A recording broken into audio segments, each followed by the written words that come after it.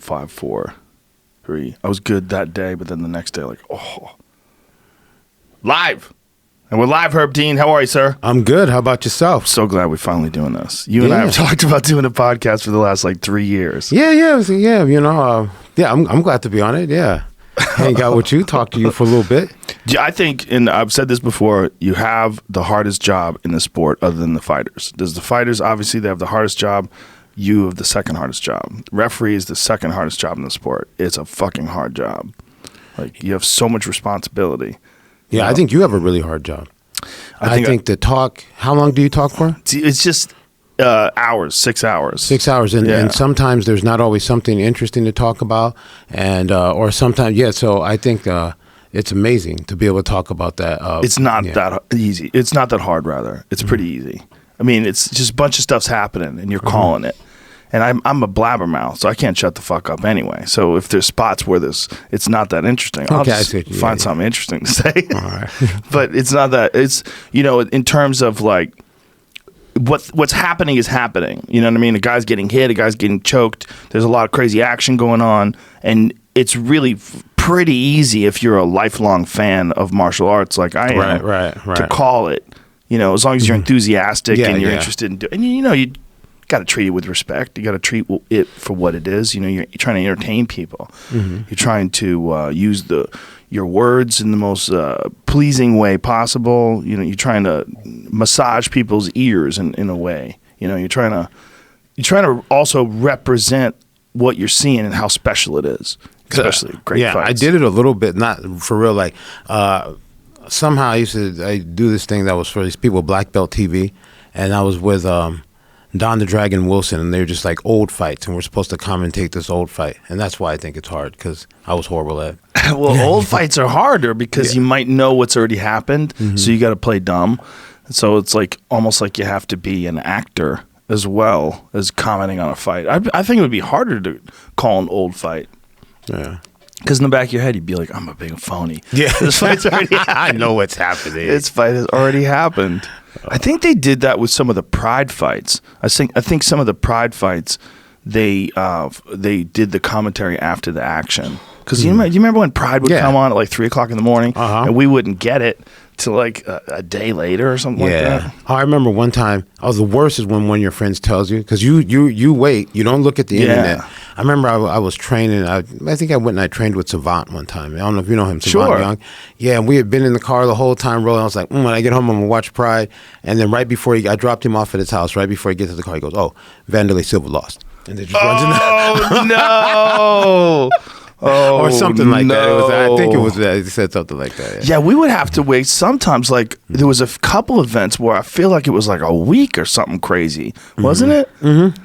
So you had to stay off the internet for a week. Yeah. Which is good for me. I could do it. But but you got to also avoid all your friends who are little internet fanatics. They start talking. You're like, stop. Yes. I don't know who won yet. These days, it's so bad. Like if I go and I do a comedy show on the night of like a big boxing match or something like that, like my text messages tell me.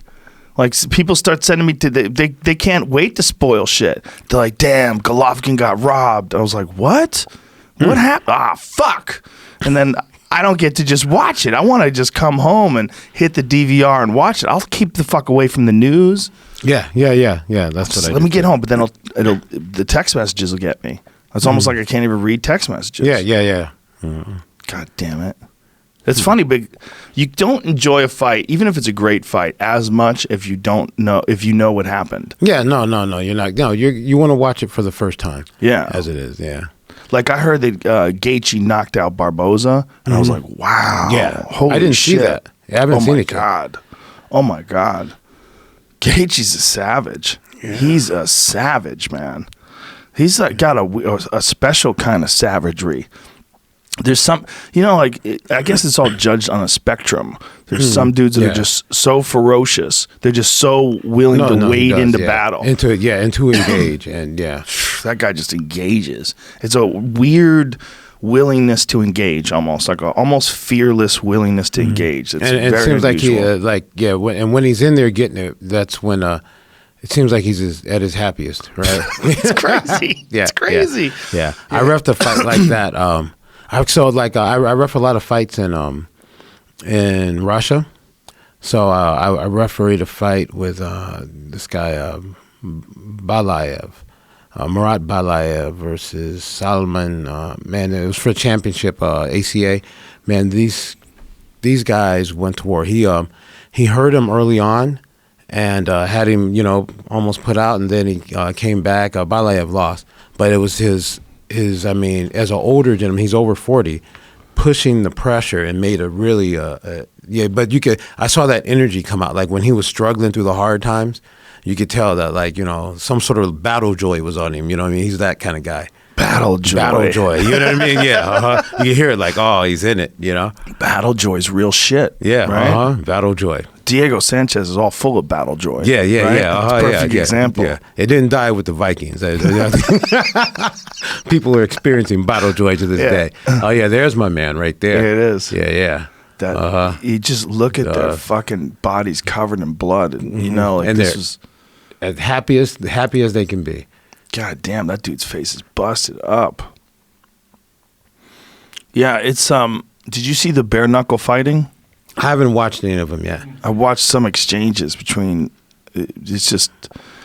It's hard to watch. It's weird. I was a big proponent of bare knuckle. I was like, they should fight bare knuckle because it's ridiculous that you pad up only your gloves, but you don't pad up your elbows or your shins or your knees. But Jason Knight versus Artem Lobov was it was a weird fight to watch, man. I mean, they beat the fuck out of each other. I heard. They both came out of it super cut up, man. Like a lifetime's worth of cuts in one fight. Yeah, and you saw that. It's like, I think it's going to be, it looks like I saw their faces. That looks like it's going to be some long healing. Yeah, man. I mean, these guys beat the shit out of each other, bare knuckle. And it is kind of weird that you do recognize, first of all, they're bare knuckle, but they're not bare wrist. Like, look how their hands are all wrapped up to prevent them from breaking, which is, it's interesting. It shows us how fragile our hands really are. No, yeah. And so that's why I didn't really think that bare knuckle was going to be that, I knew that more intense, but when I'm seeing some of these matches, they are really intense. But at the end of the day, I think the bottom line, still the most dangerous weapons, I think, are the elbows and knees, right? Yeah, for cuts, for sure. And for damage, I mean, remember those knees that John Jones hit Brandon Vera? I mean, those elbows John Jones hit Brandon Vera with? Oh, yeah, for sure. Yeah. No, John's, from the mount position, from the top, he's got some of the most horrific elbows of all time. Or even from the guard, right? Yep, yeah. From anywhere. Yeah. Remember Tito Ortiz never passed guard? Never passed guard. Just beat everybody up from inside the guard. Smashed him. He was an expert. Joe Schilling's last fight, he cut that dude up real bad, all from inside the guard. It was horrible, ground and pound with his elbows. Yeah. Yeah, but I think for the most damage, it's like a wheel kick to the head. Yeah. Like that's the most, like when you remember when Barboza fought Edom? Yeah. That's like the most damage. No, the wheel kick to the head is, and that's, man, that who used to do that wheel kick to the head? He just fought a guy. He's from Canada. Oh, from Canada. He just fought, but he didn't do a wheel kick. He didn't do it. What was it? He used to hit everybody with a spinning back kick. And he's a UFC guy or fights for? Yeah. Short, thick guy. Is it McDessie? John McDessie? Yeah, John McDessie's a Taekwondo guy. Yeah, how many people? He caught a couple of people with a spinning back kick, right? Probably. I mean, he's caught people with a lot of stuff. He's got a full kicking arsenal. But originally like a Taekwondo background. Yeah, it's amazing that you're seeing all these different styles, that it's still, even all these years in, there's all these different styles of fighting. Like, they're completely different. You got like the Ben Askren style still, just grab a hold of him, use your superior wrestling, beat his ass. And then you got style bender style. Yeah. Just full on, super technical striker, tricking you, setting traps. Like, as a person who loves striking, like it's an interesting time. There's so much variety. There's so much shit going on. And it's so funny because so many things come back and they go back and forth. And there's all these things that people are telling you, you're not supposed to do this, or this isn't going to work. And then someone comes up and shuts it all down and says, no, this is going to work. And so it's always so exciting. How about that Russian dude? What is his name? The guy that Olenek who gets people with a fucking. He gets people that Ezekiel from the mount. You're mounting him and he Ezekiel's you. Yeah, all the time, right? Yeah, Ezekiel will mount. He gets it from your guard. He's in your guard. He Ezekiel's you, and and that's exactly the guy. Like he's that guy who everybody. Yeah, that is a crazy grip. The way he does it, you can see how tight it is. That is. Right. Amazing that he does that. No, he has grip because he does scarf hold chokes to people. He's done it to quite a few, and I've seen he laces it up a little different. I think he did one, and but he does stuff that nobody else does. Scarf hold chokes are legit. You got to remember, like Josh Barnett tapped out Dean Lister with scarf hold choke. I think he's done 2 people with that, right? He did that one. He did one guy in the UFC with it. And I think he did it to Crow Cop. I refereed him in Crow Cop in Russia once, in Moscow. And he did one to Crow Cop. Yeah, that scarf hold choke, if you've got a real, like that guy, like Olenek does, that kind of death grip. Yeah. Those guys, which brings us to the last fight, man. Yeah, we speak death grip. Yeah, that Ben Askren fight. Dude, I watched that fight. I've watched that finish like 10 times, trying to figure out what happened, or whether he was out or whether he wasn't out. I was pretty convinced that at one point in time he went out, and then Kamaru Usman changed my mind. Kamaru Usman showed we watched the videotape together. He's like, no, he's giving a thumbs up. And I'm like, shit. Yeah, okay, so I'm still, because the angles I've seen haven't been the best, I'm trying to see this thumbs up. Was the thumb going up, or was the thumb in a thumbs up position going this way? Right, like as the arm drops, was the thumb in a thumbs up position. So when I give somebody a thumbs up, like I'm going to say somebody, good job. You want this. Good job, buddy. Right, good job. Thumbs up. That's what you want. That's what I want to do, Right. So I don't know, nobody's going to know whether he was conscious or unconscious. What I saw everything that would indicate I'm seeing an unconscious fighter. I see an arm go limp for no reason whatsoever. And so that's what I have to work with. Because that's what, we don't know what someone's feeling or whatever. We just see if they're doing something that doesn't make sense and you see an arm go limp at that time, you're going to assume that the person's unconscious. We assumed it. Yeah. As the broadcast team. I can hear you guys. And that I'm supposed to do certain things. And so here's the thing with that choke. When I'm refereeing fights, there's some times where, some positions are anxiety. Like, you see 2 guys going after leg locks. You see a noodle mess of legs, and you're going to have to help one guy out and figure out who's tapping and make sure you're on the right arm. When I see some chokes, a rear naked choke, especially the guy in the back face up, I take a sigh of relief. My job just got so much easier. This guy, it's not like he's going to go out and then a second take some extreme amount of damage. He may go out, I'll have a second to make sure, not even a second, a half a breath to make sure he's okay. And then let it go out, and he's not going to take any other damage. A bulldog choke, anytime you have a choke where somebody's, where there's pressure on the neck and they're bending the C-spine backwards like that, that's a rough situation for me. So I see someone go limp, and I know that on top of it, they're no longer putting tension on their neck, and their neck is just being bent. I can't see that I should do something different than that, because that's the I like to talk to people about this. I like to talk to people who have opinions about fights, especially people who are interested and who they know what they're talking about. Because if I always have a situation, if I always have a mindset that I'm always doing the right thing, I can't get better. So I'm going to have to look at something and say, is there a teachable moment there? Is there a way I can learn from this? And is there a way I could do something different? And no, I don't think. I think with that same situation, with an arm going limp, with that type of a choke on someone, I don't know of a defense that requires the arm. You know what I mean? I would think the arm should be doing something else. At this time, I don't see that I should do something different. I'm always interested and always looking, and I love these type of conversations. But right now, I can't think of, and to tell you something, it was an amazing fight. It was. Yeah, it was. First of all, it was the first time I'd refereed Ben Askren. I don't think I'd refereed him before. And, when you're, and his pressure is something special. It's not the normal.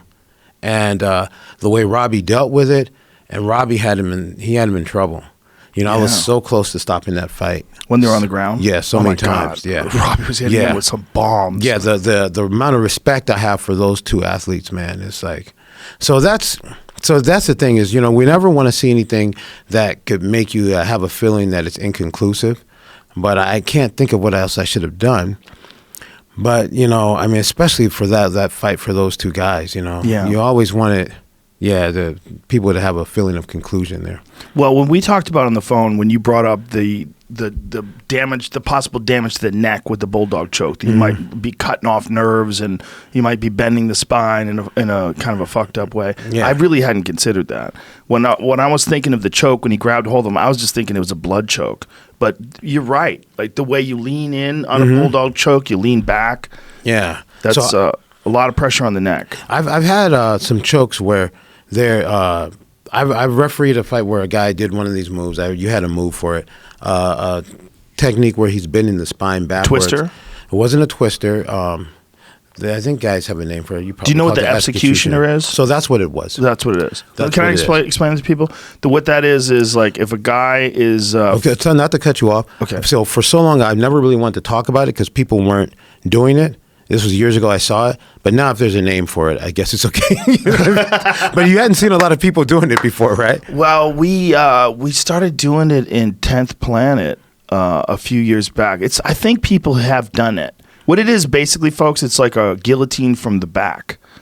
It's like taking you have like rear naked choke hooks, but instead of choking guy this way, which is how you would do it, which is wrap your forearm underneath his neck and wrap the other arm behind his head. Instead of doing that, you wrap your arm all the way around the front like a guillotine hold, but from the back, and you have ungodly leverage. Right. It's ungodly how much pressure you can put on someone's neck. And our friend Scott Epstein, he used it quite a few times, so we called it the executioner. Is that it there? Oh, I'm trying to find a picture of one. Pull this arm. Is that what he's going to do? No, this says the executioner choke. This is a different choke. Oh. He calls it the executioner. I looked that up and nothing came up. Okay, I think I might have it here for you. Something like this. This is a little different. This guy had arms in. This is different, but it's similar. Oh yeah, it's similar though. That's similar.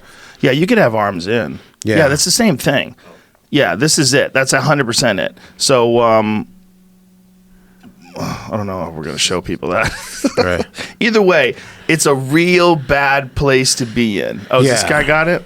Yeah, that's okay. That's Scott Epstein. That's the north-south choke. Is that it, or is that it? But what he would do if he wanted to do an executioner is he would get his hips underneath the guy and get back position. This is just a really good north-south choke. So so what I saw was a guy who went north-south, and he this was years ago at a King of the Cage in way out in Wisconsin, and he had wow, this is a long time ago.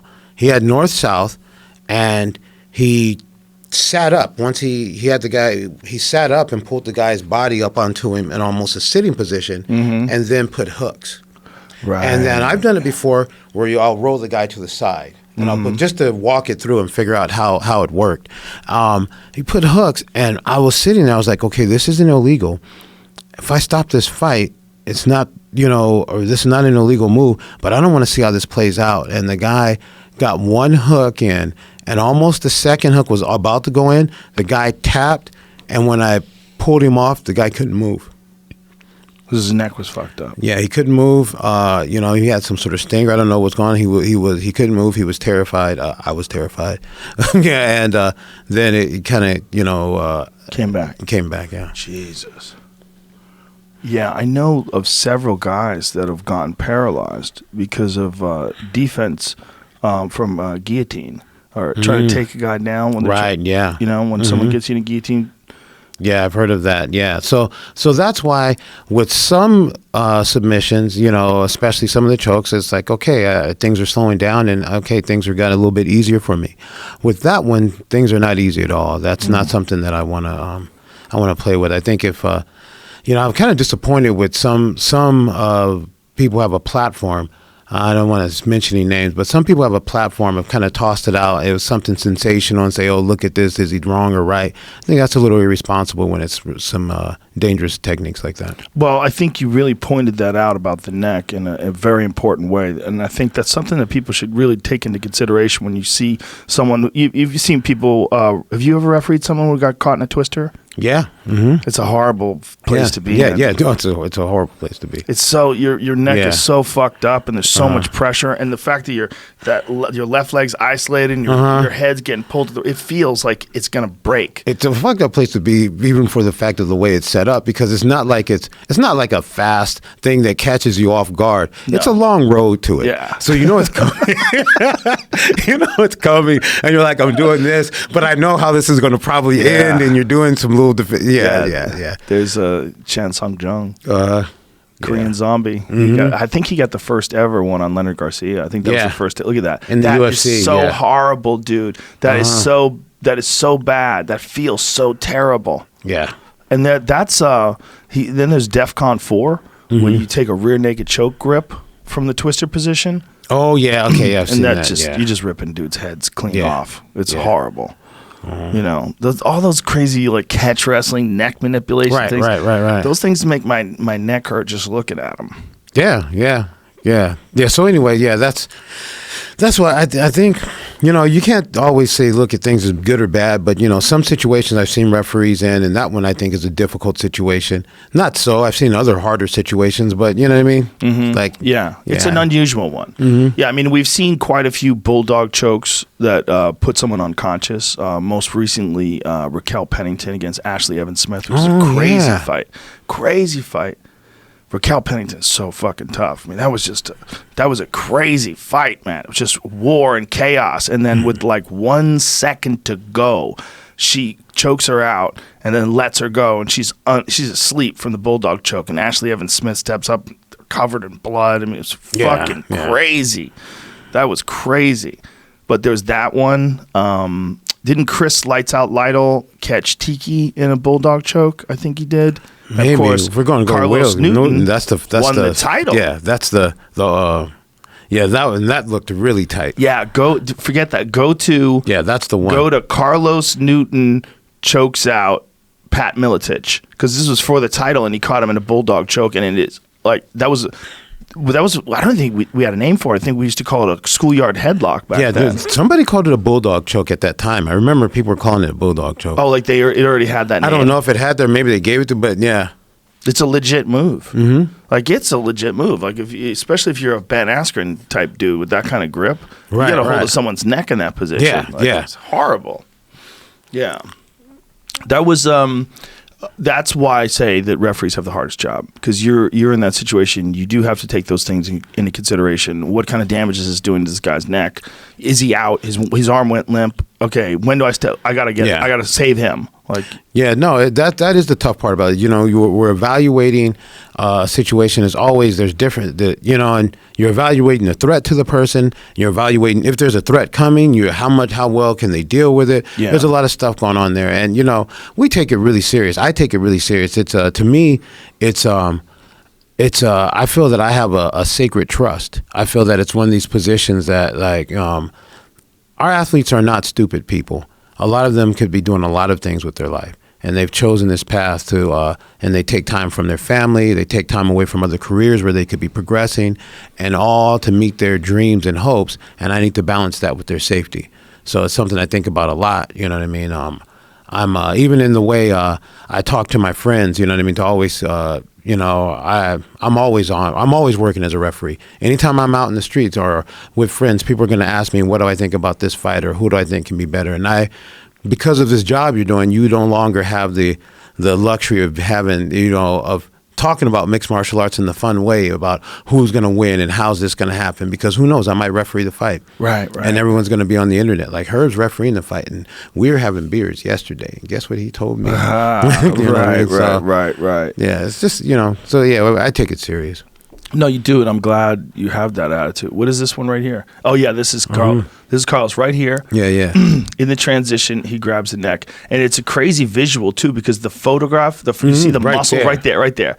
I mean, that is crazy muscles in Carlos's arm and shoulder and neck. Look at that. Carlos Newton, champion of the world.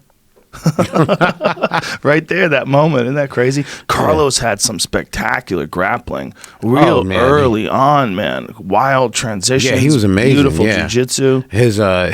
His explosiveness, his agility. I mean, he was so athletic. He was doing stuff that no one else. Yeah. He also had a really high level submission game early on. Yeah. Like in 96, 97. A lot of people didn't have that kind of a game, and his submission game was tight.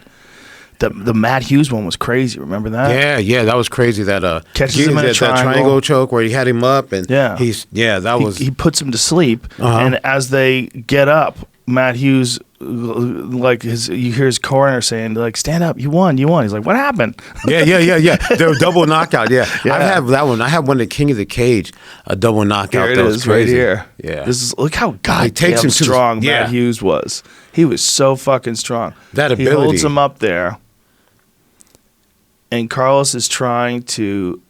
He's squeezing. He's squeezing. So Matt goes unconscious. He's out cold.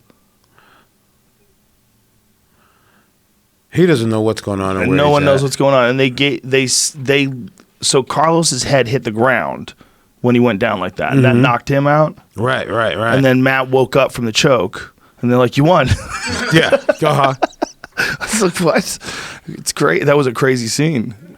That scene was a tough one. That was like, what do you do there? Yeah. Well, that was like the thing about this Robbie Lawler Ben Askren fight. Like, Usman was saying they got to run it back, and I was like, it wouldn't be a bad thing to run it back. I mean, well, at the same time, we got to be honest here. Like, as far as running it back, how many of the fights that happen in the UFC are there because it's exciting what people want to see? Yeah, most. Right. So Brock Lesnar DC is a perfect example, right?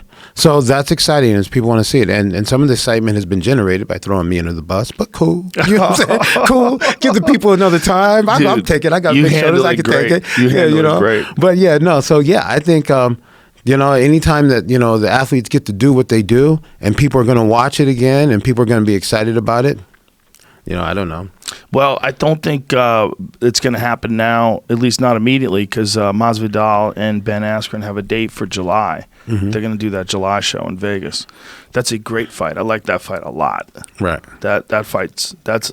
Masvidal's in a new place, man. You could really tell. He's something special right now. He's something really special. When he knocked out Till like that, I was like, whoa. When he knocked out Cowboy, I was like, wow. Yeah, no, Masvidal's a beast. He's so good, man. And he seems like extra focused right now.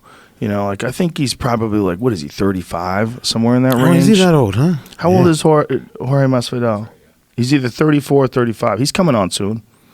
Having him on the podcast soon. He turns 35 in November. Yeah, so he's at that stage of his career where you kind of like, look, man, how much more time do you got?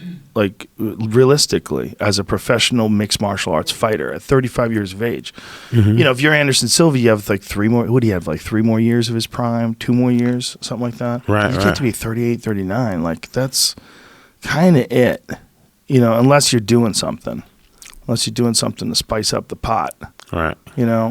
40, 41, 42, man, tough to compete. Yeah, tough to compete. On the natch. Yeah. Yeah, that's a whole another. This TJ thing was a bummer. That's a bummer. If you don't know what we're talking about, TJ Dillashaw tested positive for injectable EPO, which is a serious performance-enhancing substance. And in some circumstances, according to Jeff Nowitzki, it's given people strokes. And I had heard this too, that like young guys doing like Tour de France type shit would have strokes because they were taking too much EPO. Because, like if you're supposed to take 1, take 2, fuck it. Right. Beat everybody. That's the mentality of those savages. Anybody who's going to do that. Yeah. That shit turns your blood to paint. And I think I guess that's probably the discipline, right, of how people were always getting away with things beforehand, right, is to try to maybe try to do it in a way where they won't get caught. But I think that's like, if this much is good, then this much more is going to be better. And and we know guys who've done that with TRT. There was a few TRT tests where when TRT was legal, testosterone replacement therapy, where you would hear about guys testing like 1400s, 1470, like, which is insane. It's like superhuman. No person's ever lived that has 1400, like as a natural walking around testosterone level. That's crazy, hyperhuman. Right. But they just get these benefits from that. Well, some of these people, though, who walk around naturally, I wonder if they've never been tested, though. That's true. Yeah. Right. Some of these people I see walking around, I'm like, genetic man, freaks. Yeah, that dude looks like he was born on steroids. Yeah. Man. There are some freaks, man. Yeah. Just some legit genetic freaks.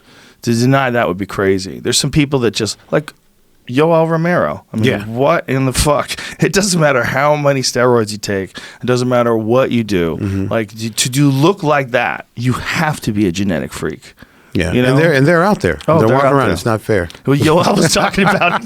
He was saying, "Go to Cuba." Yeah, he was yeah. Go see the genes. Go see the genes. Yeah. Go to Cuba. Look around. Yeah, what's his name? What was it? The fighter from France, the heavyweight from France. I mean, he was Francis Ngannou. Well, yeah, Francis Ngannou was a guy who used to be the one who had the crazy fight with Pat Barry. Oh, Czech Congo. Czech Congo, man. Oh, yeah. Adonis. Yeah. Sculpted. Greek statue. Mm-hmm. Yeah. I just always imagine, like, I want to go to him, where he comes from. I want to just take a look around. Probably super athletes. Yeah. Probably a lot of meat eaters. The TJ thing, apparently they went and tested his old fight piss with Cody, too. And that tested positive for EPO as well. And then Cody started freaking out. Yeah, that's right. What do you do if they go back? Like, what if they decide to go back, hey, and say, fuck it, let's test all the fights. And it finds out that he was doing it like 5, 6, 7 fights. What do you do? Well, yeah, and then what do you do if you but then it's a whole nother can of worms too, because like all the fights, and then what about because right, like, are we going to test everybody? Yeah, Brendan Schaub and I were joking around last night, and I was like, test them all, and he was going, no. I go, test them all, test everything. Let's find out. Let's know what it was. And he's like, what if they had piss samples from 10 years ago, 15 years ago? Like, what if they could use USADA style testing today on people from the past? I'm so glad that all these things are above my pay grade. Yeah, you don't have to deal with that. Yeah, man. If I was the guys in the office right now, in charge of that program, you have to really wonder, where is the line? You certainly want to test a guy for a fight that happened a week ago. You certainly want to hold, and check if some new testing methods come out. If there was a fight from a year ago, you certainly would check that. How many years back do you go, though? Yeah.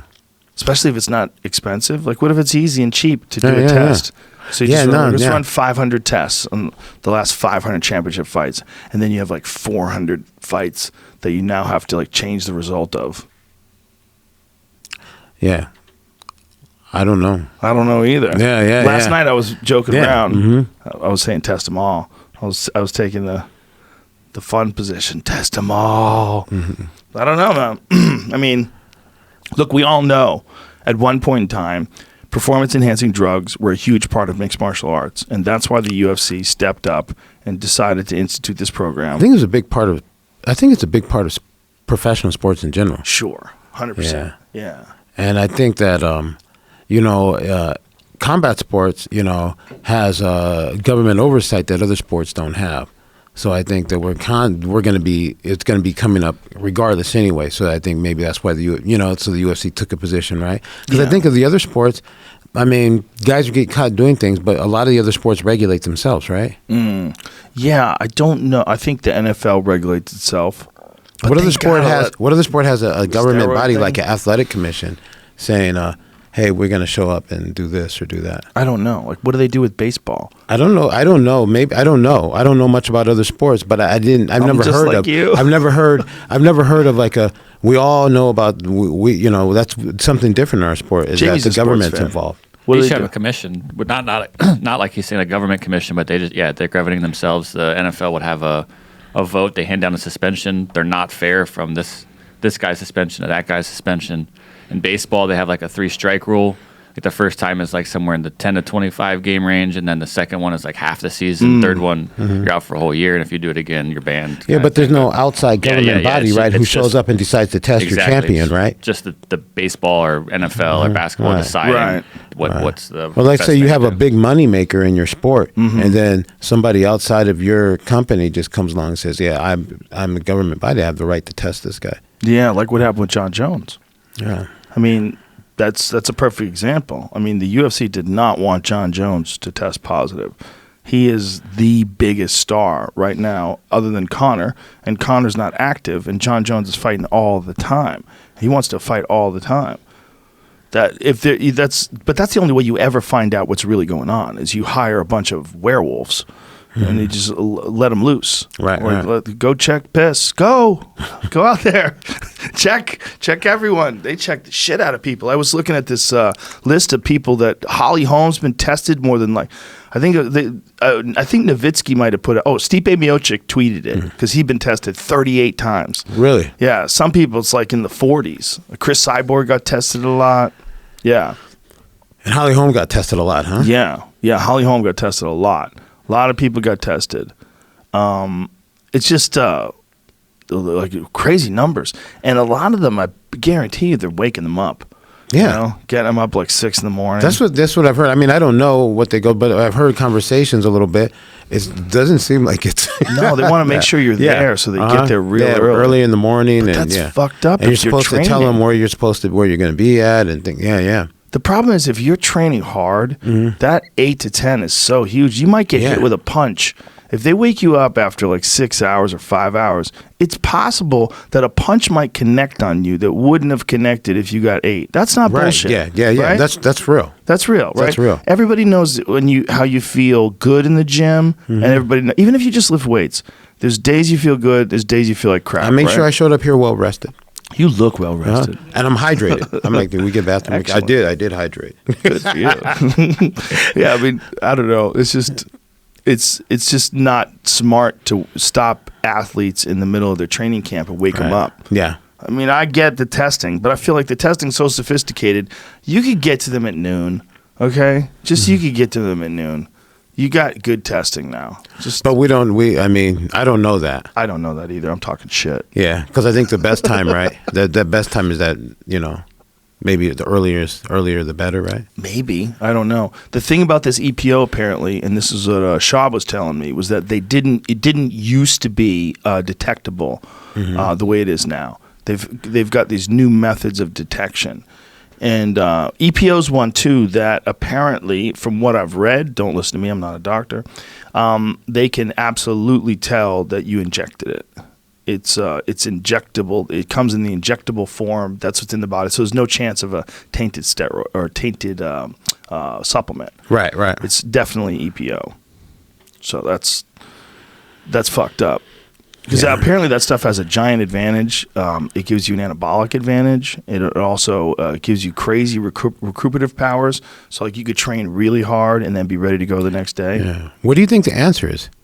Because like for me, like this is all stuff that like, to be honest, I don't really pay that much attention to it because it's out of my wheelhouse to deal with. But also, it's hard to have an answer. Like you said, like, do we go back and keep testing? Then when these new things come, it's just... What do we do with the history books? It's a whole, it's very interesting, Yeah, what do you do with the history books? That's what you would say. Like, at what point... If you have samples that date back 10 years, do you test them all? Like, what do you do? I don't know. I don't know how long they keep samples or who has them or how they, what's the chain of command.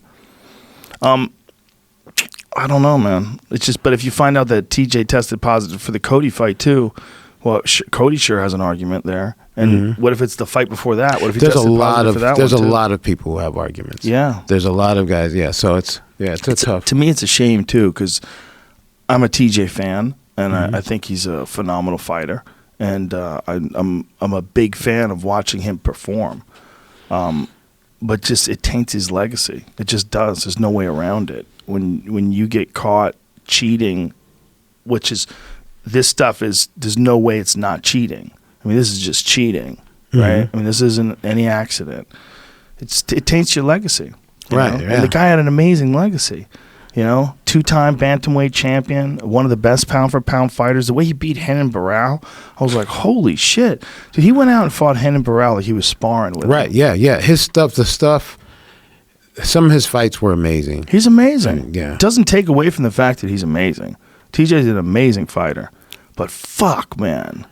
To test positive for EPO in the Henry Cejudo fight. And it was also crazy to watch the progression, all the work he did, and how much, you know, he was getting better every fight until he became this, But you got to think, like, how much, like, if you're on EPO, how much does that really allow you to train extra time?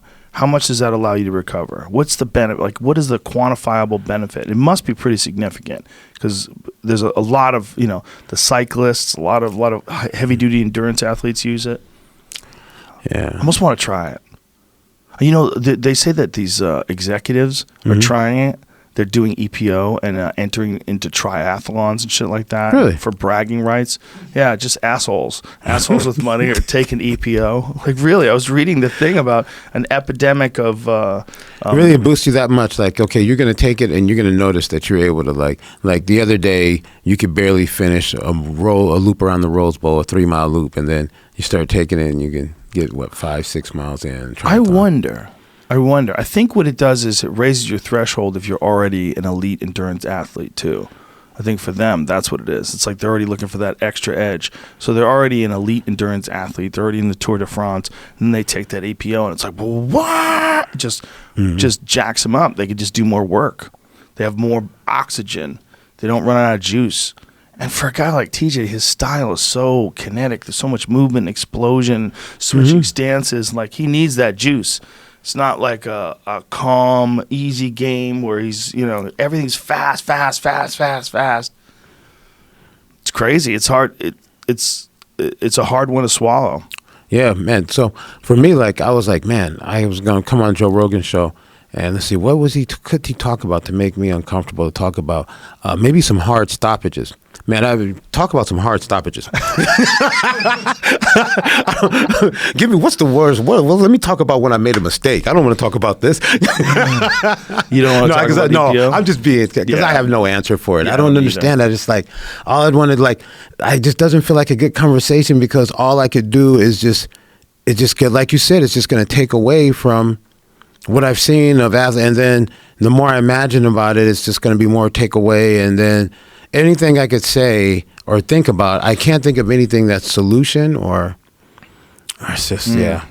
I don't think anybody, I mean, I think we're in this stage right now where they're probably looking at the data going, okay, what does this signify and how many more people should we test?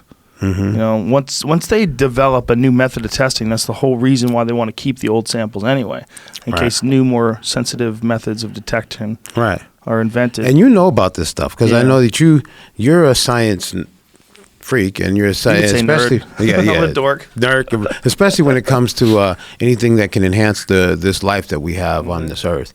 So yeah, I'm sure you know a lot about this stuff. Well, I've had a really amazing conversation with many people about it. And David Sinclair was one of the more recent ones who did this discussion about life extension and different anti-aging solutions and different things that they're coming up with. But what I've come through with is, at the other end, is there are probably hundreds of thousands of people that are involved in either legitimate supplements or legitimate molecules or testing hormones on people or, you know, trying all these different things to try to figure out how to get the body to perform better. Some of them are legal and some of them are illegal. And that's where it gets strange. You get like the guy, like the Bulldog Choke guy, Victor Conte comes along. It's like, look, I got one. You just rub it on. No one's going to know shit. They don't even know what this stuff is yet. And for a while, that worked. But while it worked, everybody's like, why is Barry Bonds getting so big? You know, people just started wrecking like, come on, man. Look at me, Sammy Sosa. Look at me in the eye. What are you doing? You know, and they all like exhibited these obvious physiological changes where you could tell that whatever they were doing was really effective stuff. There's hundreds of thousands of people working on that right now, all the time. Right, at all times. Trying to get it better. There's probably thousands of people that are trying to come up with stuff that sneaks past this testing. You know? Did you ever see... That's why I just stick to Bikram yoga, man. It's a good move. Did you ever see that Icarus documentary? I think I did. It was about who? It was the Russian anti-doping scandal. Yeah, Did you see that one? I didn't see that, no. It's amazing. It's amazing. The guy who made the documentary, the whole thing sort of happened by accident. It's a guy named Brian Fogel. And his documentary was on, he was going to do a bike race, and then he was going to come back the next year and do the bike race on steroids and see what the difference was. And so he was going to document it all, and he was going to have this Russian anti-doping guy. And this guy was going to oversee his program, tell him what to take and how much to take and when to take it. Make sure he doesn't get caught. Make sure he didn't get caught. That was one of them, I think. I don't think they drug tested most of the things that he was interested in doing. I think the thing he was doing, he just wanted to see how good he could get. Okay, because you said Russian anti-doping guy. Yeah, so this is why. This is where it gets to. In the middle of him doing this Russian anti-doping guy, it comes out that the Russians cheated at the Sochi Olympics. And this Russian anti-doping guy spills the beans to this guy and explains the Russian state-sponsored doping program. That they state-sponsored and doped all their athletes, so everyone was on steroids, and that they hid the urine. They had two separate, like a secret separate room where they transferred the dirty urine through a hole in the wall and slipped out the good urine, and they put it back in place. So they substituted clean urine for the urine that was collected. They opened up the bottles. They found these microscopic scratches on these supposedly unopenable caps for these bottles, but they ran them under microscopes. They're like, look, they were scratched. These things have been opened. The Russians had figured out a way to open the bottle without cracking the seal. They swapped piss. I mean, it was like super sophisticated stuff. And this guy details all of it by accident, just because he had hired this guy to give him drugs so he was just trying to run a documentary. Let's see how much better steroids make me at riding the bike. And when all this stuff broke, he just came in at the right place at the right time. And it's amazing. Yeah. It's amazing. That's why Russia won like all these gold medals in the Sochi Olympics. They were all juiced to the tits. And you're saying all of them, huh? Yes. It's just, for me, like, it's one of those things, like, I just don't have an answer to it. I know there's always going to be people who are going to look for an advantage. Yeah. And I think as long as there's one person looking for an advantage, then I think there's some people are going to have the attitude that if there's an advantage out there, I'm a fool for not taking it. Right. The people who don't take it are people who are gifted in some way or have just a work ethic that goes beyond, and it's a matter of pride that they don't do it. You know what I mean? Like when you're a sharp kid, it's like a matter of pride to never cheat on a test, whereas some people, that's their go-to, you know? Yeah, it's interesting. It's like, what's legal and what's not legal? Like, what should you be allowed to do? Should you be allowed to use cryotherapy? What if it turns out that cryotherapy ramps up your hormones? What if it turns out that cryotherapy speeds up your recovery that's commensurate with a steroid? But why shouldn't you be able to use it? You should be able to. But I'm just saying. Because I think the basis of it is that some of these other things are supposed to be maybe dangerous for you. EPO for sure. That's the reason? That's the base reason? Not really. I know, but I think that's our base reasoning, right? I think the base reasoning is cheating. Well, no, not just cheating, because it's not cheating if everyone's doing it. Well, for sure. I mean, when so there's supposed to be like dangerous stuff. So like, you know, like you can hormones. Use, but I'm talking about hormone. Like you can use vitamins or anything, or you can have good nutrition. That makes sense. Anything that's going to make you better at what you're doing. But there's ones that we don't want people to use because they're dangerous to use for those reasons. I think that's supposed to be the reason, right? I do not know if that reason makes sense. I know, not saying whether it makes sense or not, but I think that's supposed to be because when are they going to? When does it come down and say, well, we don't want you using any artificial supplements, vitamins? We want you to get all your vitamins from your food. What you're doing is you're getting some of your vitamins artificially, and it's not the way a human being gets it. So like, there's a line that's being drawn somewhere, and I'm saying the line is being drawn at what is supposed to be safe. At one point, it got drawn at that, and then became something else. Maybe, I don't know. I think if they were really concerned with safety, they wouldn't let them fight. Well, we're talking about all sports. I know, but I mean, especially like with fighting, if you're really concerned with safety, let's just cancel the whole event. Like, someone's going to get hurt. Yeah. Well, there's a lot of things they're safe. You know that we don't like the fighters to jump on the top of the cage too because hilarious. It's unsafe. Yeah, it's unsafe. They were just kicking each other. Yeah, kicking each other in the face. But no. Get down off that cage. Yeah, what are you doing up there mad. celebrating? They get celebrating mad. up there. Yeah. The celebrating thing is funny, man. Let them celebrate. Yeah, they don't like them to do a flip. Well, one guy did a flip. He did a flip and landed on. One guy did a flip and landed on someone, so I get that. But it's like, man, I trust the guy to get kicked in the neck, but I'm not going to trust him to do a flip. He's probably done a flip before. I don't know. Yeah, I don't know either. Gaethje almost landed on a guy's last fight. Yeah, and that's fight. Somebody else gets hurt. Now I get that. What if he killed a doctor? How much of a suspension do you get if you kill a doctor with a backflip? Like, for real. Imagine if a doctor's running in and Gaethje just off going the there to top help. rope, dang, and it would be the ultimate world star video. Would the Beast, would Derek Lewis, would he have that on his Instagram? Would he keep that on his Instagram if someone died? If it was a UFC? He might. He's so savage. His Instagram's pretty funny. It's the best Instagram in the game. If you want to see, I saw one the other day of a guy on a motorcycle on his Instagram drove right into a fucking telephone pole. Guy wasn't paying attention or something. He went off the side of the road and hit a fucking telephone pole full on. Just slammed into this pole. Like, fuck, man. I got to stay off Derek's Yeah, no, I don't like to Instagram. watch that kind of stuff. Yeah.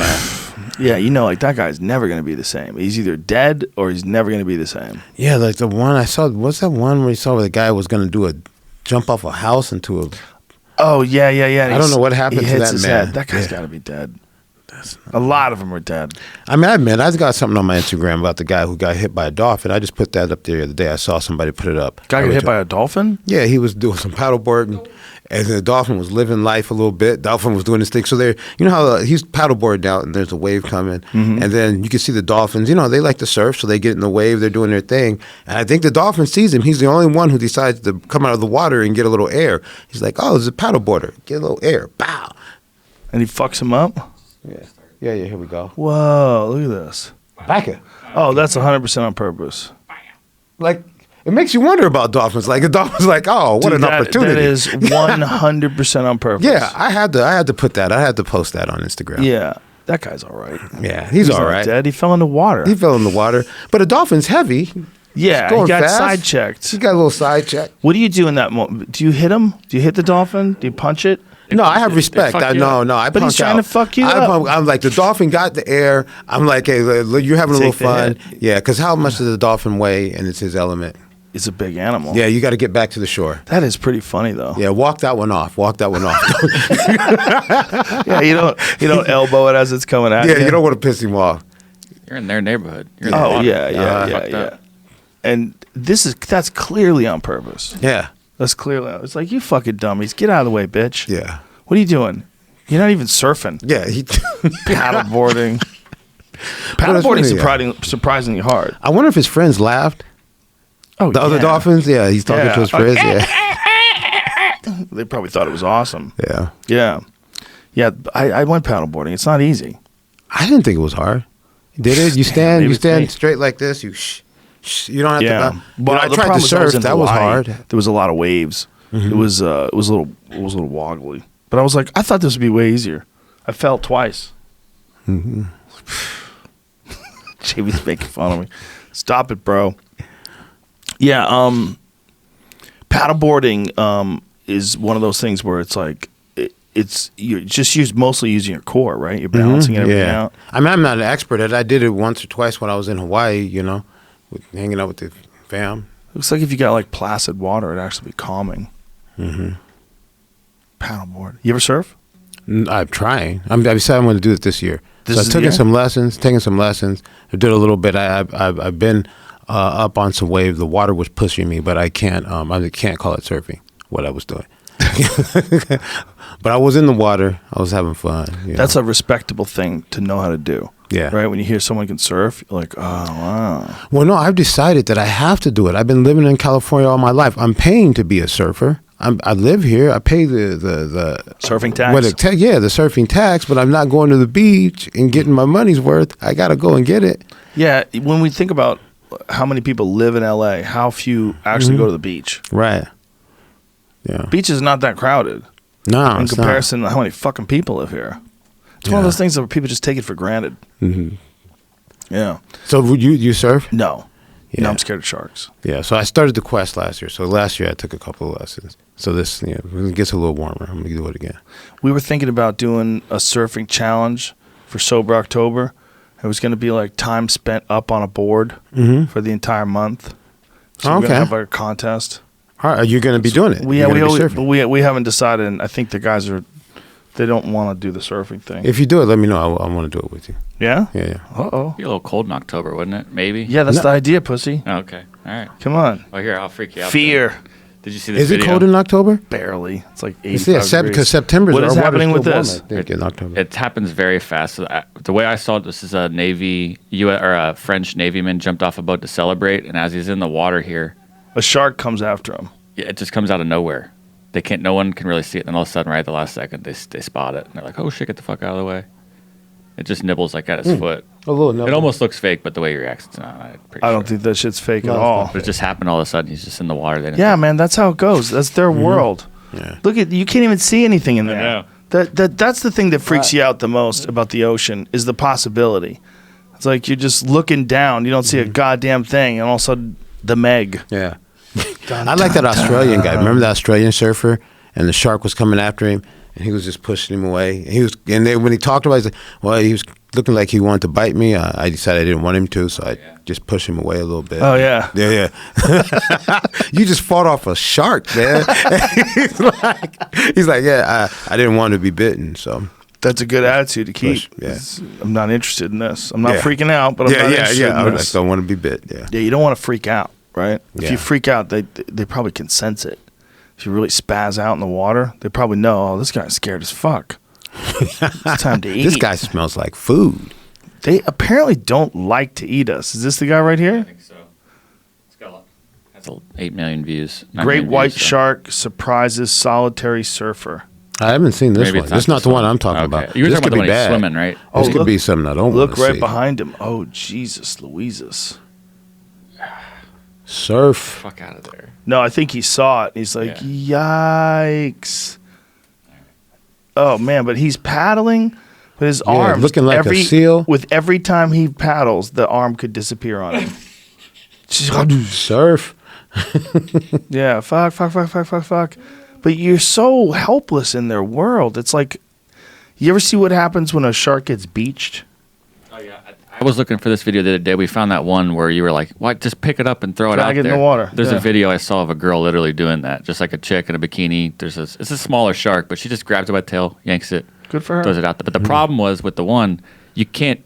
Sharks don't just start swimming when they get put in the water. They need to be like they can't stop moving really. So they gotta have a little shove. I don't know. It's hard to do too. They had to drag that shark out by a boat to sort of get it going, to get water in its gills so it can breathe and whatnot. Oh, okay, that makes sense. Yeah. It's got to be going. The water's got to come this way. Because sharks are super weird in terms of their physiology. Like if they go upside down, they go to sleep, right? Isn't that that's the case right. with sharks? Yeah. And it's fucking strange. And they have to keep moving. I don't think they can breathe if they sit still. Unless they find a spot where there's a nice little draft. Oh, right. This video also happened too. I can't show this one either because this is going to get taken down, but it's a girl getting pulled into the water. She's trying to feed a shark off of a boat, and it grabs her by the finger and just yanks her in. Oh, Jesus. And everybody freaks out also. That's a quick flash. But What kind of shark is it? it doesn't say. But also, it's in Australia, so it might be a great white. Fuck that. Yeah. I understand. Why did she think beautiful. she could feed a shark with her fingers? Someone probably told her she could, and that was a bad idea. Yeah, that's the worst. You know, you're probably right because like when you haven't done it before, you're gonna ask a reasonable question. Can the shark bite me and pull me in? And then he's gonna tell you something in an expert voice like, no, he's not interested in you. You don't look like a seal. He's not gonna try to bite you. Plus, she's probably hanging out with like 3 or 4 dudes that want to fuck her. They're all drunk. Yeah. They want to show her a good experience. Someone's giving her bad advice. She gets half her finger removed. Yeah. Fuck, man. Then nobody's happy. Yeah. You do you like going to Russia so much? I do. Do you enjoy it up there? Yeah, I do. What's I have it a like? good time. What's I it like it. Let me say. Well, I like traveling. So this is a cool thing. I've got to travel so much. I've got to see a lot of really cool places, and Russia's one of them. I like all the different places I've been there. St. Petersburg, because Russia's one thing is it's like America, lots of different places wherever you are. Like, this America to some people could seem like a different country in all the different states that you are. For sure. So it's like that. So I go to Moscow. Moscow's one thing, you get to, there's a lot of history, a lot of nice things to see. St. Petersburg, same thing. Do you feel safe when you're over there? Well, I take everything at face value. So that's the way I go through life. Because if I was to try to always read some undercurrents or read what people tell me I'm supposed to experience, I'm never going to do anything. Like a long time ago, my travels, I was going to go do a Butterbean show down in Alabama. And my parents were like, man, you're going to Alabama, man. Be safe down there. Don't be doing all that stuff you do. It's going to be different because of, America and our history with racism. And I went down there and I was, this is what it's you mind me tell a story? Yeah, because this is a story. So I went down there and I was at this show and some cops come up and they look like the cops from, in the movies from the South that are supposed to scare you. Mm-hmm. And I took a picture with them, and they're like, and somebody else came to take a picture, and they're like, "Oh, look what we started." Going, "No, man, I'm gonna do this song. This is what I'm here to do. I'm gonna hang out with people. I'm gonna referee fights, and I'm gonna, talk to people if they want to talk." So I took a lot of pictures. They were impressed. They're saying that they've seen other people, tell people know about pictures, and they got all excited. They're like, "Hey, we want you to come out and pull people over with us." I'm like, no, I don't want to do that. I have no interest in doing that. I grew up in LA, you know what I mean? Like, they're like, and they're getting pumped. They're like, imagine, like, you're getting pulled over by Herb, dang, bitch. Yeah. And I'm like, no, I don't want to do it. And then one goes, he goes, well, do something. I mean, we want to make this, do something. Tase me or something, Herb. And so, like, he grabs his taser gun and sticks the taser in my hand. Jesus And I'm sitting Christ. there, and I'm like, what the fuck? So I start tasing him, right? I'm tasing this guy, and he's tasing him. I'm like, so then, after the tasing, his buddy, one of the agents, one of the guys who's working with me comes up and tells him that he has some business to talk about with me. I go, wait, what do you want to talk about? He goes, man, I could see you were so uncomfortable with what was going on that I just wanted to get. I was like, thanks. So I get back to my hotel room, and I was thinking, I was like, man, I'm worried about people prejudging and being intolerant. I'm prejudging of these guys because of some history, and these guys are really cool. If I ever get the opportunity to see these guys, I'm gonna be, man. And I did. They came like right then. The phone rings, I swear, and they took me to an after party. And really, they're like, yeah, they took it like, and it was like, the place looks like Roadhouse, and you know what I mean, like the whole everything you see like in a movie, like some hey, your wife's not going to be happy about that, and I'm going to catch you next week, one of those type of things. Right? Yeah, drove me to the airport with the lights on, skirt. Yeah. I think I still have the picture of me tasing him. I could show it to you. It was a pretty cool experience. So after that, I was like, man, whatever I think I know about things, I really don't, and so I take things at face value. Yeah, I've had good times in Alabama. I've had good times in the South. Mm-hmm. I think the world is changing too. Yeah. I really do. I think there's parts, especially this country, where almost everywhere you could find cool people. So I mean, if oh my God, that is hilarious. That is so ridiculous. So you should put this on your Instagram. Can you? Yeah, I can. They wouldn't mind. I've talked to those guys about it. Don't you think he's going to get in trouble, though? No, he's not going to. He said he's fine. He said it'll be all right. I thought he would get in trouble, so I didn't want to. Yeah, that's why I haven't put it on. No, you're right. That's why I never did it. But I've actually talked to him. Mm-hmm. Look at that picture. So anyway, this yeah, that's a big lesson to me. Like, hey, don't think you know what's going on. Take things at face value. Try to be, So when you go to Russia, you take that attitude. Like, let's just see what the experience. So you have your own experience of what Russia's like. Yeah, I'm going to have my own experience and not let it be what anyone else is. And also, I had been to Russia before. I went in '95. I used to work for a company that made documentaries. These guys, and I ended up going along to help them out. It was the first time I'd ever left the U.S. It was had a big effect on me. So, do you know how to speak it? No. I mean, I can do my instructions in it, and I know some words. I mean, I took some time to learn how to use the alphabet so I can get around. You know what I mean? Alphabet's crazy. Yeah. And like, so what you know, is that? yeah, it's like Celtic. It's like ancient Cyrillic is what it's called. Is that what it is? Cyrillic? It's a guy named Cyril. So it's I thought, how's it Cyrillic? Yeah, but it's actually named after a guy who made it. That's the Russian stuff. What is that Celtic stuff that Oh yeah, those runes, the runes or something. Yeah, that's what it looks like. Yeah. Like some of the letters in Russia, like why is it that? Why would they do it backwards? Mm-hmm. Like it's the same letter that we have, but it's backwards. Right. Yeah. That's a ya you're talking about. Is that what it is? Yeah, the one that looks like a backwards R. Yeah. Yeah. That's the ya. What does that stand for over there? Just means ya. Yeah. And we use it like I too, right? That. Yeah. Look at that chaos. So that's how you say I. You say ya. Look at their fucking language, man. Look, what's up with that H? What's up with that upside down H? The H is the N. The H is the N. What? That's how you use an N. Oh my God. So like once you get used to reading, so you always see pectopal everywhere you go, right? What's that little That means H? restaurant. What's that upside down little H? It looks like a candle holder. Yeah, right there. Oh, what's that? Yeah. That's an upside down H. Uh-huh. What happened there? Looks like a Y. Somebody took that H and dumped it on its head. But it looks like H, doesn't it? Yeah. Like if you flipped it upside down, it's like look at the E below that. Like what the fuck is that thing? And so that's a ya, that backwards R? Yeah. So you would use it like ya, and you'd say that word when you use it like just how we use I. Oh. I, and we use it like I, and then we might use it in another reason too, yeah. Wow. Yeah. It is kind of amazing how different the way we write is to the way Asian folks do. That's right. That's the real freak out. And I think you just have to learn it, right? Each one of them, you have to learn each and every one of those. It looks like it's pretty hard to learn. Well, especially if it's not completely ingrained in your memory as a child. Yeah, because pick it up late in life. I know there's some people who speak Mandarin, but they can't write it. Yeah, they can't write it. Read it and write it. Yeah.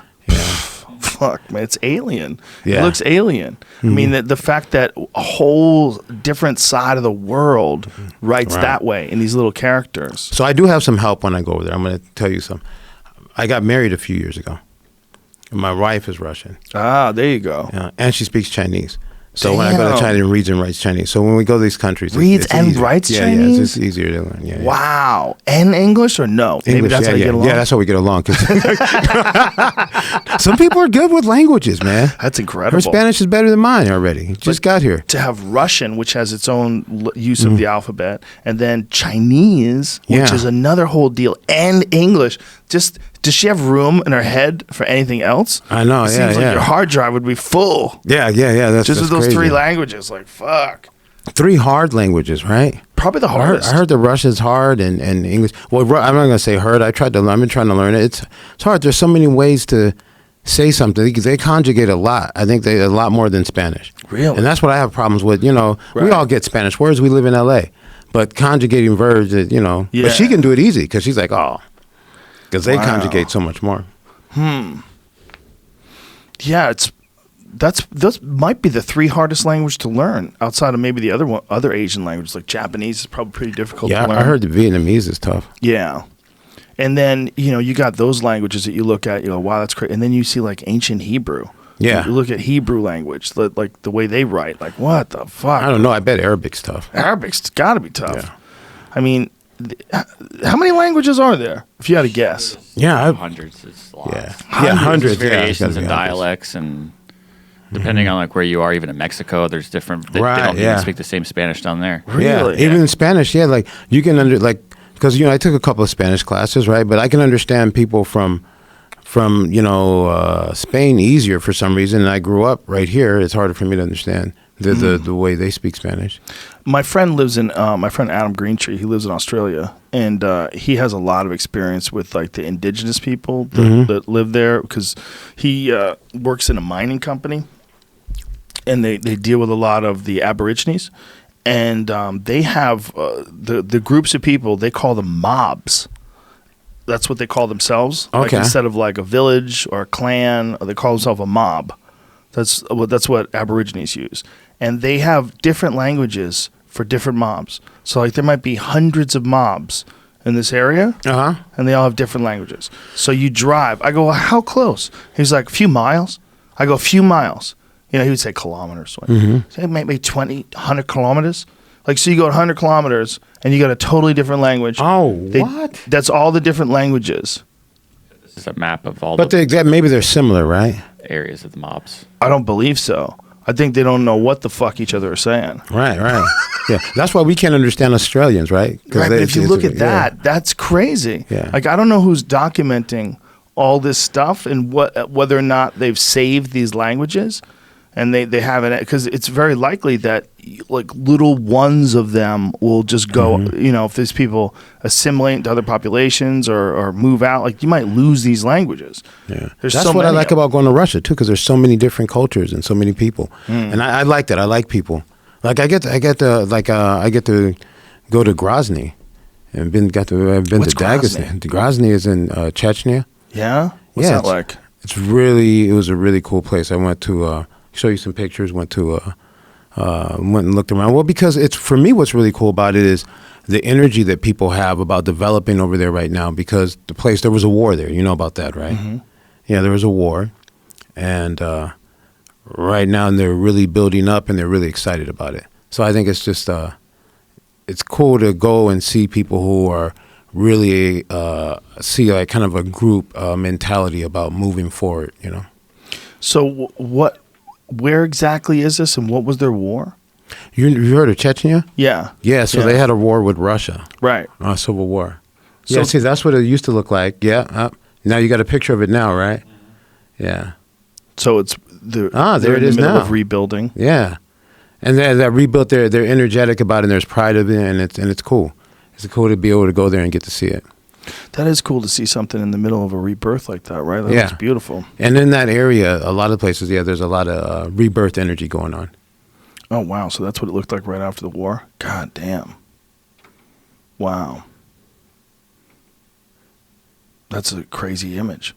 So you've been doing this now, traveling around the world like this for how many years? For a long time. I think, let me think. I mean, let's see. I probably would doing stuff with MMA and traveling for the sport. I started probably traveling around internationally around 2003 or 4. Wow. And then, but I got to travel around the U.S. a lot before that, so that was really cool. Got to go to places like, that I would never go to. Indiana, someplace in Indiana I'd never go, or and some of these, I've got to go all throughout most of the states in the U.S. Because even before I was doing a lot of the UFC, I had refereed for King of the Cage. So by the time I got to the UFC, I got to referee more fights than anyone I knew. I think I met you at a King of the Cage. Yeah, way back in the day, King of the Cage, we met there. Yeah. That was like 2000 what? I was probably 2001 or 2000. That was when they were in Indian reservations, right? Yeah, it's probably 2000 because they started there in 2000. You were there at the early ones, right? Yeah. And when they first started. Eddie was working for them. Yeah, and my friend Bud Brutzman was one of the owners. Bud, yeah, Bud, man, Bud didn't, like, Terry decided to let me referee. Bud was hard on me at first. Really? Bud was rough on me. But then he started to like me. Bud was rough on me in the beginning. He didn't want you to referee at first? Yeah, well, Larry was a ref. That's how I started refereeing. Larry was a referee, and I trained with Larry. And everybody liked Larry as a referee. He's a really, Larry's a really good guy, and he did a lot to, he went and, when he started doing it, he went and did a little research and talked to people from the commission from doing boxing and kickboxing. And, so he put inspectors in place and things like that. And that was my job at first. I would go out there, we'd bring all our guys out, and I would like kind of manage the inspecting team. And then I think they ended up working me too hard one show. I was like, man, I came and volunteer my time. I want to be able to see at least a fight or two. I didn't just come to work for you. And Terry was like, no, I'll make it up to you. And I wanted to try a referee. I was like, I'll try referee a fight. He goes, okay, do that. And then I remember the first time I was like, man, I think when I was like, wow, I really signed up for something here. You know what I mean? So, yeah. It was, but yeah, that's kind of how that happened. When did you had, how many fights did you have? I've had, I think, 5. Yeah. And when did you decide, was it because of refereeing that they decided that it was like a conflict of interest for you to continue your career? Yeah, well, see, I was never like a real serious competitor. It's like, I like to train, I like to do that. And then every now and then, I want something to train for. You know what I mean? And so give me something to motivate me, or it'd be fun to do it, you know? Right. And what happened is someone told me that it was a conflict of interest and that I needed to pick one or the other. And no one's going to miss me as a fighter. So you know, that's kind of how that worked out. Well, you're definitely one of the best in the world, man. I get happy when you're refereeing a fight because I know that it's going to be handled I mean, I agree with you on virtually every single time you and I have had a discussion about what should or shouldn't be done. The one thing that drives me crazy about referees, and not you, but some referees, is breaks and stand-ups that don't necessarily need to happen. When guys are working towards something and you can see there's like a battle, the guy's trying to defend, the guy's trying to get out of half guard, get in the mount, and then you'll see a referee come over and just separate it because the crowd's booing or because they don't understand what's happening, how much of a struggle it is.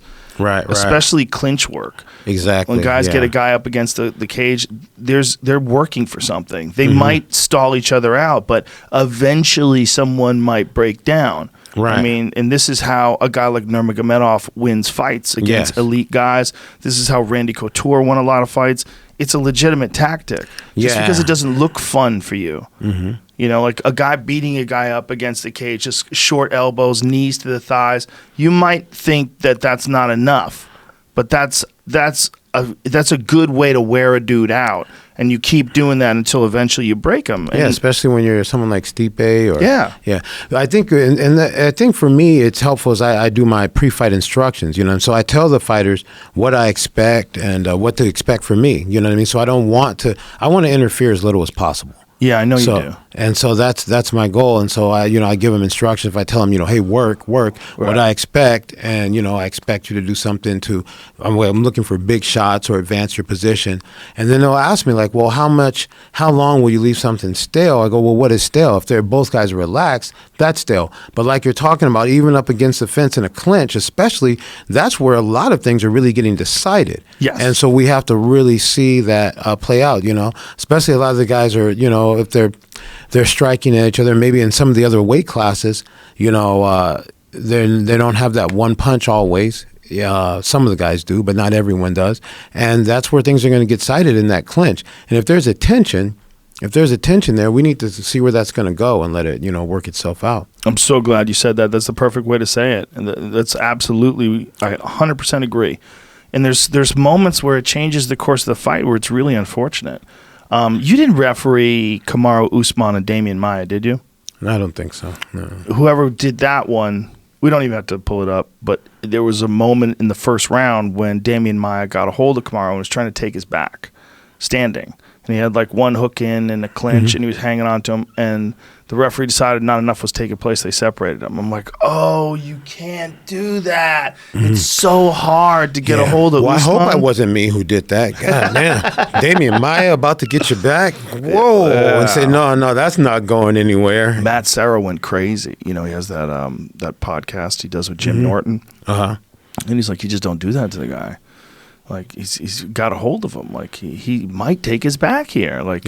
And, you know, you saw what he did with Lyman Good when he takes your back. Yeah. And Lyman Good's a beast. But when Damian Maia gets a hold, especially early in the round, he's fresh and he's got his back already. And he has a lot of interesting takedowns from there, too. While he's like, he goes back and forth with halfway taking your back, and then when you're defending the takedown, he starts taking your back, and then when you go back, then he's back working on So no, he works at a real interesting pace there, you know. Well, it's stunning to watch him go through guys.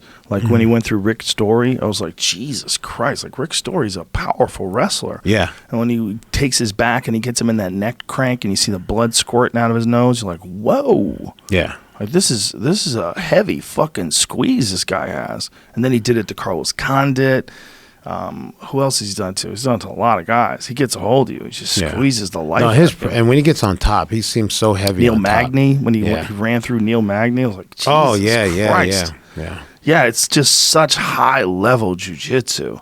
Yeah, when he's on top, he's just just no air, just smushes you.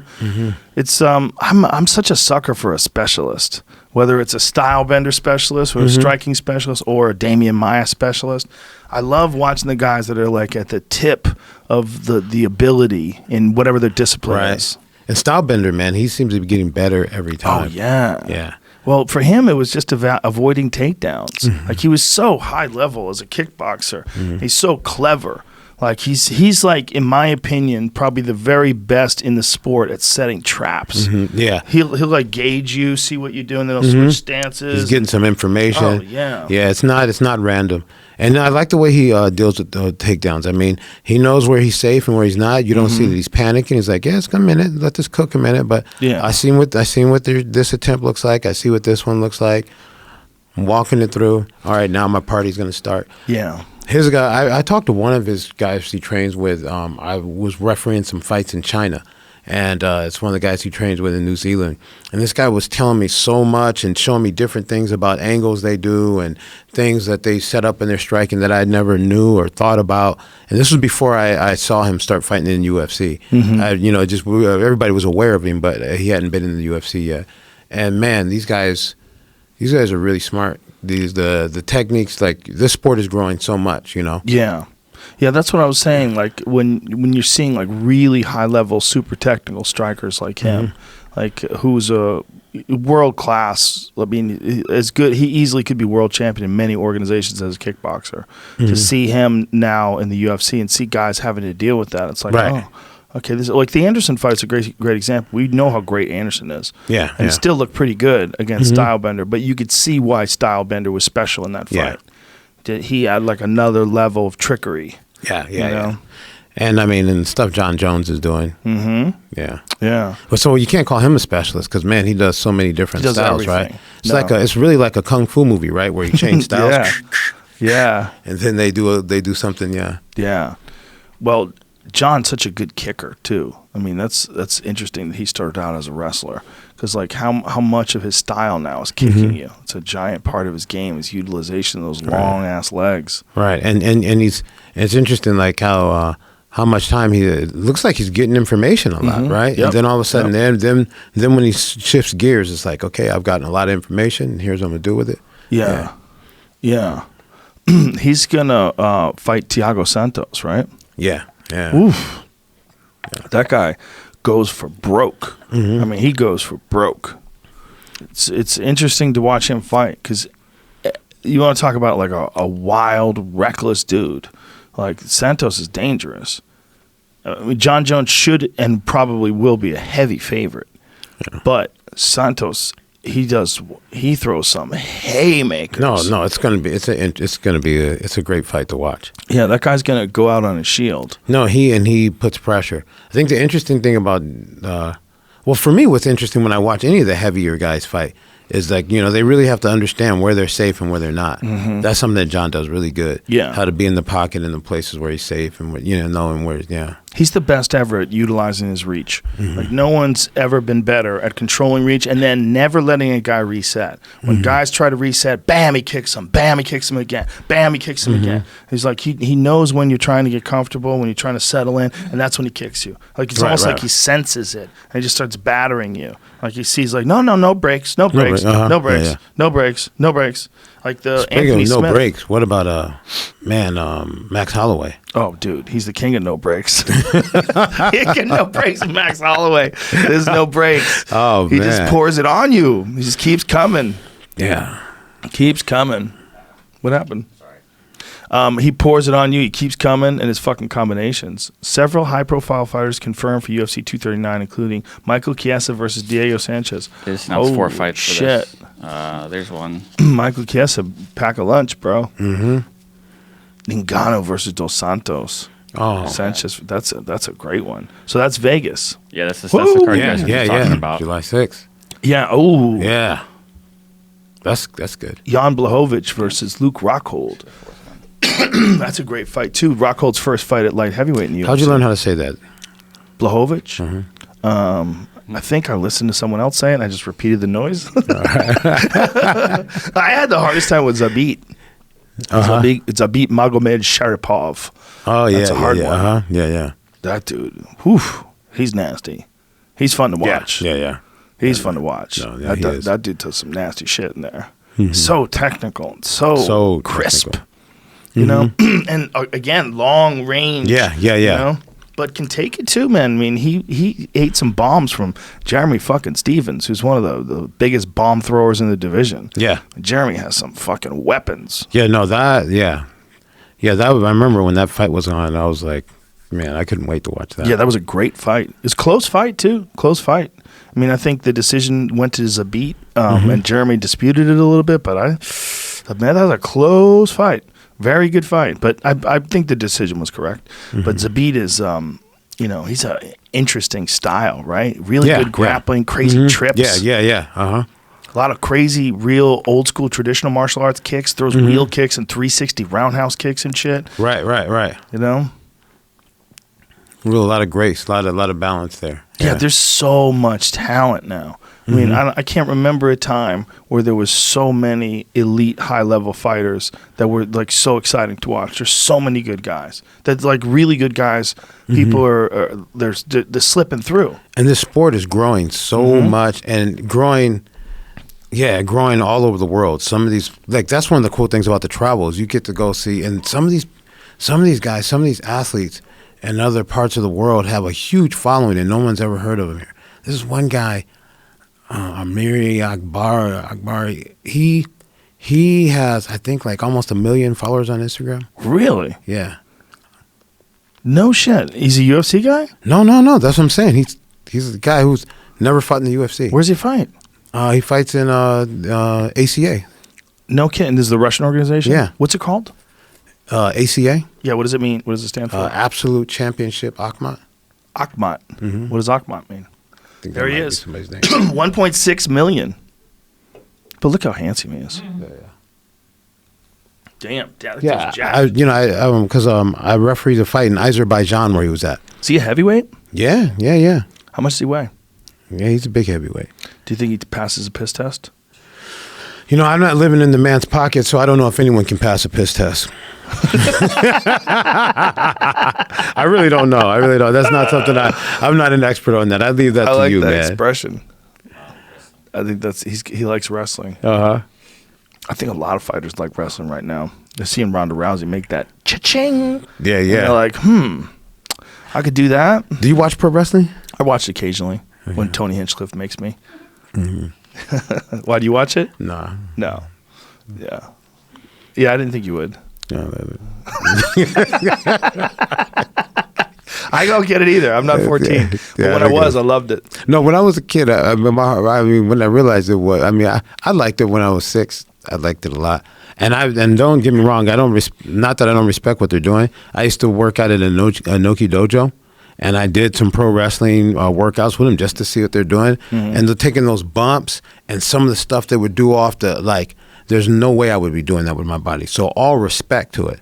Yeah. But it's just that it just doesn't care to me. I feel exactly the same way. They should be respected as being incredibly tough. That's talented. A very difficult job. Yeah. Athletic, talented. The guys that are really good at it that make it look like, like art.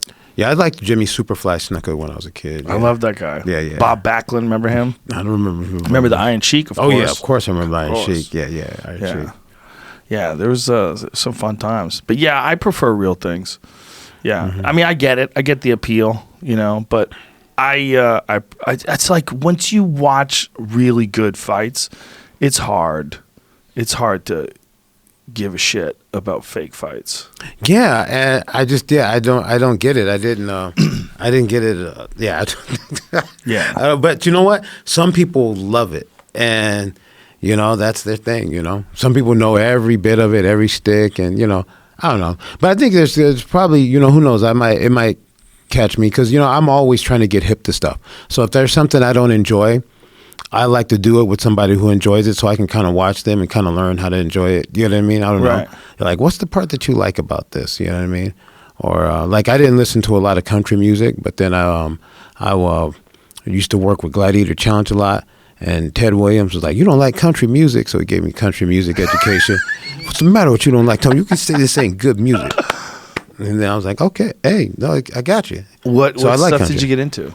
I started grabbing to. I like the old stuff. I like what kind? I like Moreau. I like Chris Christopherson, Sunday Morning Coming Down. Yeah. And I like your boy. Your boy was on there. Sturgill? Yeah, Sturgill. I like Sturgill. Sturgill Simpson. That shit is deep right he's there. He's a bad motherfucker. Yeah. I seen Jesus play with Yeah, no, he's legit. Yeah. He's legit. That song is a well-written song, man. He's a trip of a story, man. He was like working regular jobs, working on a railroad, and his wife told him, you could make a living doing music. She's like, you don't suck at this. So she told him to go for it. And now he's like one of the biggest music artists in the world. Right. It's crazy. And it didn't take long either, man. Yeah. That Turtles All the Way Down, like that's a really cool song. First time I met him, like almost immediately after meeting him, we got high as fuck and did a podcast. I mean, we were barbecued.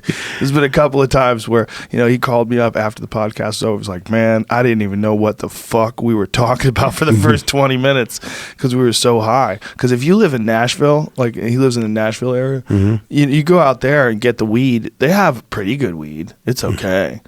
But it's not California weed. Like California weed is preposterous. Right. If you're not used to that stuff, and you smoke that shit and try to be on air, like all of a sudden now you're on a podcast, you're on air, and we're talking about like. Yeah, I don't think I could keep up. I would like. Can you keep up with Joey? No. I went on his podcast, man, and he packed enough, I think, to get a village high. He put it in this bowl, was like, and just tore it up. Emptied it out, did it again, and then ate a gummy bear and was like, all right. started put on Pink Floyd. He's the real deal, man. Yeah. I mean, he's free. Joey Diaz is free. Yeah. I'm not that free, man. I'm not that free. I wish I could be, and I have respect for it. Just like you said, that freeness. Yeah. Yeah. A lot of people are free. Yeah. But I'm not as free. Like, I think your boys, a lot of your people seem kind of free. Like who? I think Eddie Bravo seems free. He's a free thinker, man. Yeah. Yeah. He in all the good free. ways and others. Yeah, no, Eddie's that's why his jiu-jitsu is so creative. Yeah. He's so open to ideas, he's also like, he doesn't like losing. So he's like, oh no, I'm gonna figure out how to win. I'm gonna figure out how to beat this. So he'll he'll look at a position and he'll have some weird unorthodox take on how to get to a better spot or how to control the position better or how to finish from there. And you'll see damn, his brain just works weird. Yeah, just if you have a conversation with him about stuff, you'll learn a lot just from every time. Like, okay, I know you're gonna take away something from it. Dude, I can't do one of the bits that he's doing, but he's doing stand-up now, and some of his shit is really fucking funny, man. He made me laugh really hard last night. Really? I would have to do the bit. I would have to tell you the bit to show you. Like, I've been seeing he does stand-up. Yeah, I've seen it. So I should go see it. He's getting funny, man. He's getting really funny. He's getting more and more comfortable doing it. He was always funny. Yeah. I mean, he always used to make me laugh. But he tried it way back in the day. He tried stand-up many, many, many moons ago. Like fucking 2003 or 4 or something like that. He tried it. It just wasn't for him. He was too busy with other stuff. He was going to try it and then get good at it. But he bombed a few times. He's like, fuck this. And then he tried it again, I want to say like 4 years ago. Was it about that? 3 years ago? 4 years ago? Sure. I don't know. Somewhere in that range. And he's been doing it steady since. He's actually pretty funny, man. Like made me laugh like really loud. Yeah, because I've seen on social media that you guys have some shows where like he's on there, you're on it, a bunch of you. That's Sam Tripoli's shows. Yeah, a lot of Sam shows. He does a podcast, Tinfoil Hat podcast with Sam, and we're all real good friends. And Sam is also a conspiracy nut, so they get together and talk about the Illuminati and shit. Yeah, I have friends like that. Yeah, He's my friends like that. Deep. Yeah, like yeah. I go back and forth with conspiracies. I have a love-hate relationship with conspiracies. I love some of them. Some of them are fascinating. Some of them I'm like, okay, what the fuck happened there? But and then some of them I'm like, I can't do this anymore. Yeah. I mean, when I was younger, I used to think about it. But then I think when I had a kid, didn't have enough time for that. Got no time for nonsense. Time becomes very precious. And this becomes food how? Yeah, exactly. Not over here worrying about the fucking Illuminati. I don't even know what that means. What's the Illuminati? Yeah, exactly. I'm busy. I gotta go. But I get how people get sucked into that rabbit hole. You know? Yeah, no, I could see it. I went into a rabbit hole the other day, but with aliens. I watched 3 alien documentaries in a row.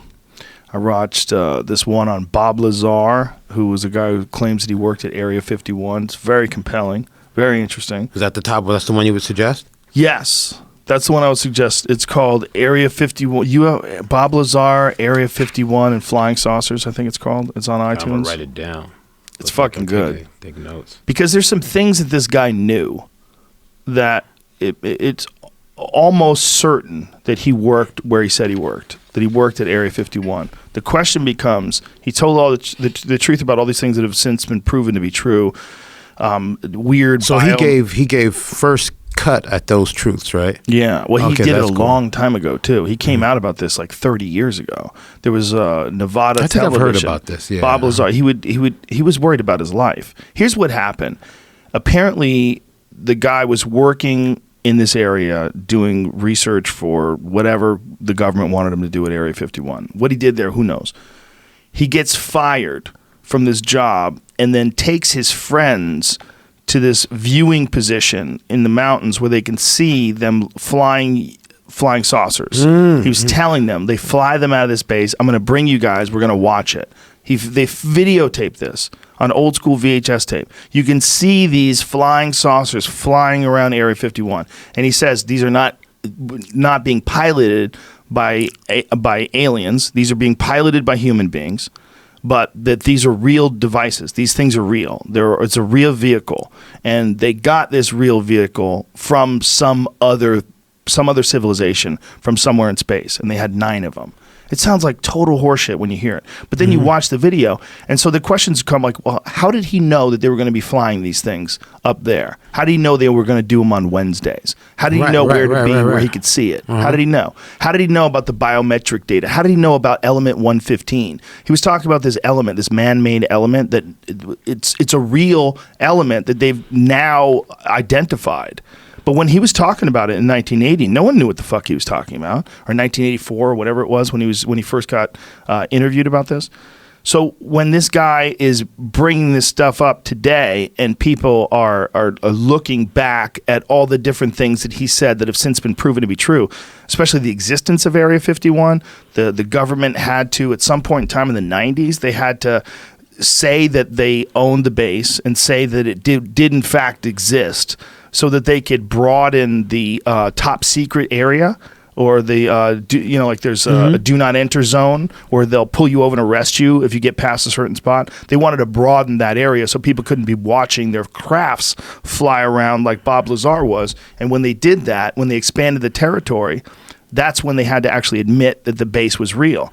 So he was proven to be correct on so many different things that he said, like he explained how they get him out there, explained what the research was, and he said that they had these things that run on they manipulate gravity in some way, and they're very small because these aliens are very small little creatures, like a child, like a 8-10-year-old child.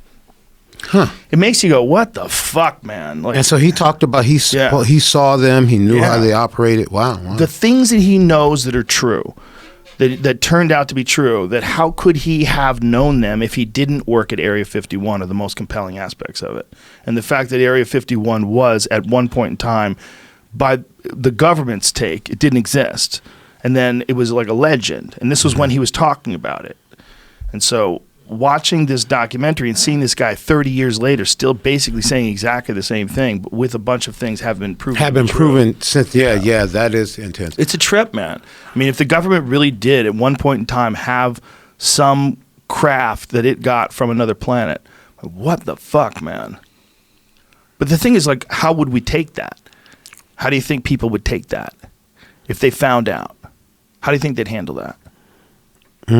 If they really knew there was something that was so sophisticated that it could visit us from another planet, it could be here in minutes, land on the White House lawn, do whatever the fuck it wanted to. You couldn't even shoot it with bullets. How would people take that? I think that people would just keep going on, like with every other scare.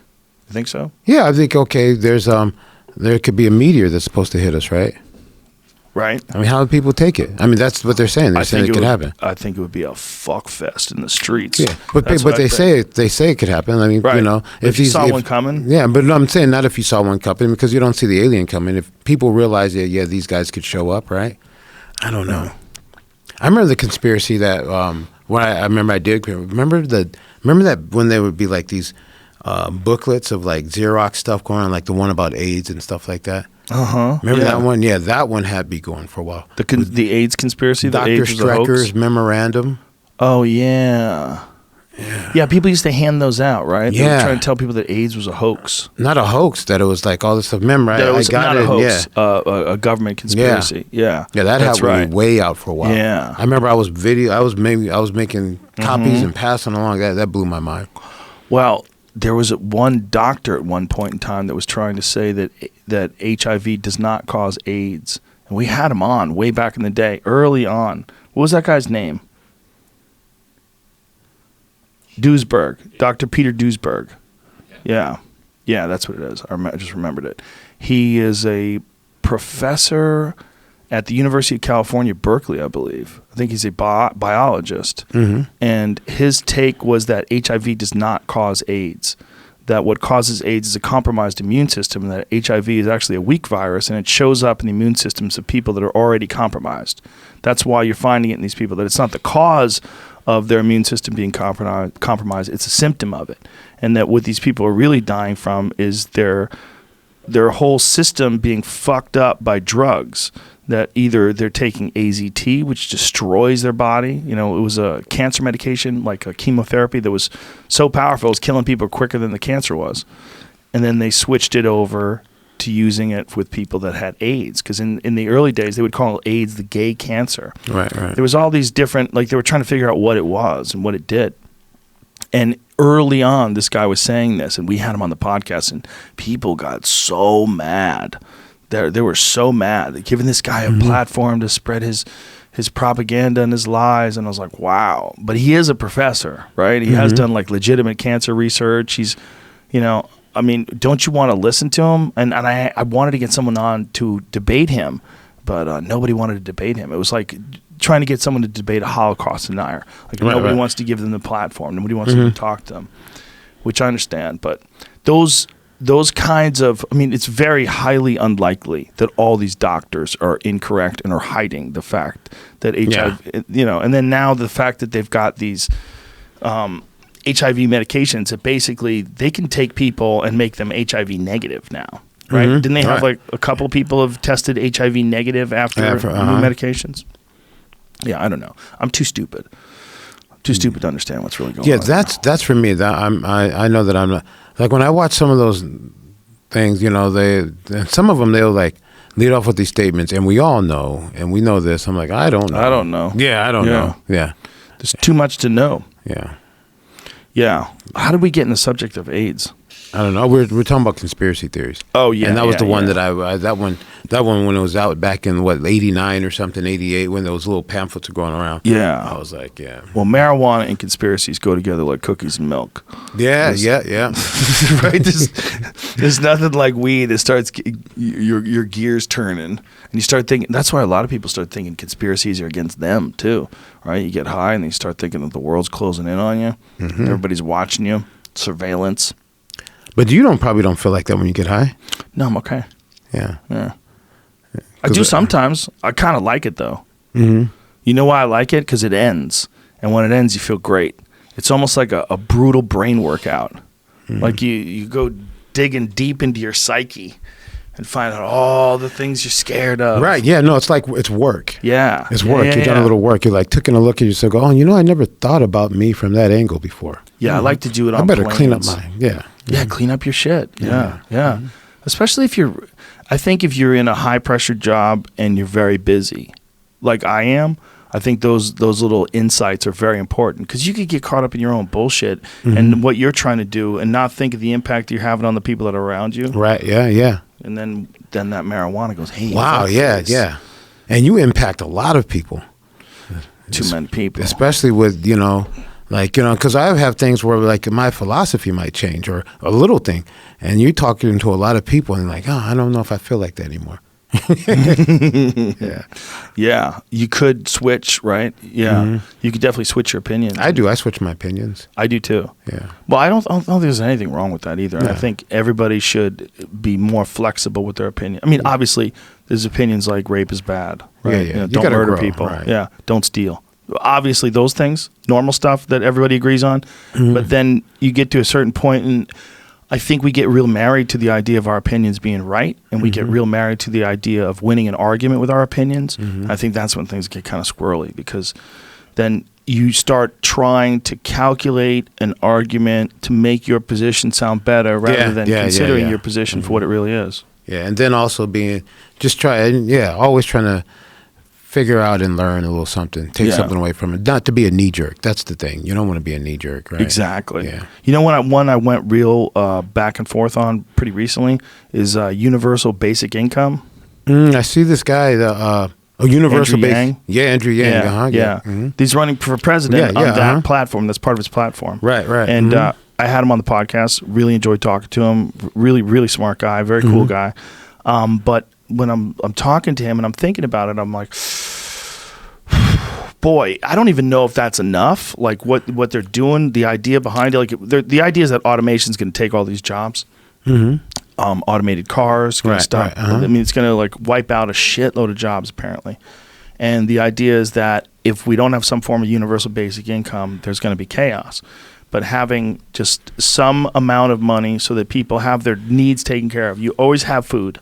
You always have shelter. You're taken care of. Now go pursue your happiness. The real problem with that, though, was who was it that we had the other day where we were talking about meaning, about people wanting, was it Nick Christakis? Is that who it was? People like people need meaning for their life. Who was that? It might be him. I don't recall it. I don't think it was. I think it was someone else. Was it Ben Shapiro? No, I don't think it was.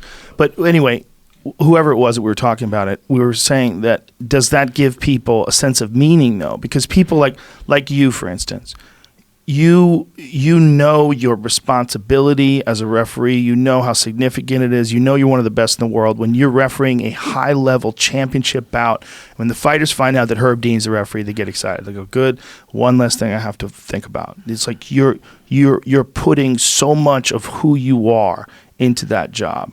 Do we know? Yeah. I'm looking for a piece of it. I don't know yet. Sorry. No worries. But I mean. Look, that's gigantic, right? Yeah. I mean that's I know for you that's an enormous. Oh, yeah. You take that very seriously. Yeah. Kevin Hart, maybe? You guys talking about it? Was it? No, I don't think so. Anyway, you have meaning, in what you do. If you just got money to lay around, and someone said, "Well, just go pursue your goals," like, okay, but I think what people really like to do when they're really happy is make a living doing something that has meaning. To them. I don't know if it would smooth things out if you just gave people money. Yeah, I don't know how that would work. I don't know how. That one I saw what he's talking about, but I'm not smart enough for that one to know how that's going to work. But he seemed to think that there was a lot of ancillary benefits, like things like lowered crime rates, that you would have lowered instances of disease, lowered instances of people that were injured doing certain things. Like if you had money and you made sure that people had a certain amount of money, it actually might cost the public less money. I could see where he would come from with that, because I think there's something, because there's a lot of people, or probably you've met a lot of people who say that money isn't everything, and there's these things that mean this, but it's only once you get enough money where you can step off the little hamster wheel for a second to like start thinking about these other things. Yeah, money's overwhelming, man. Yeah. I mean, if you don't have it, it's over. I remember when I first got a development deal when I was doing stand-up, and I got a big check, and I just immediately felt literally like a weight was lifted off my back. Just a weight. Like I had a weight vest on. I took it off. Whew. Like now I don't have to worry about food or rent or gas or anything for like at least a year. Right. And I was like, I don't have to think about it.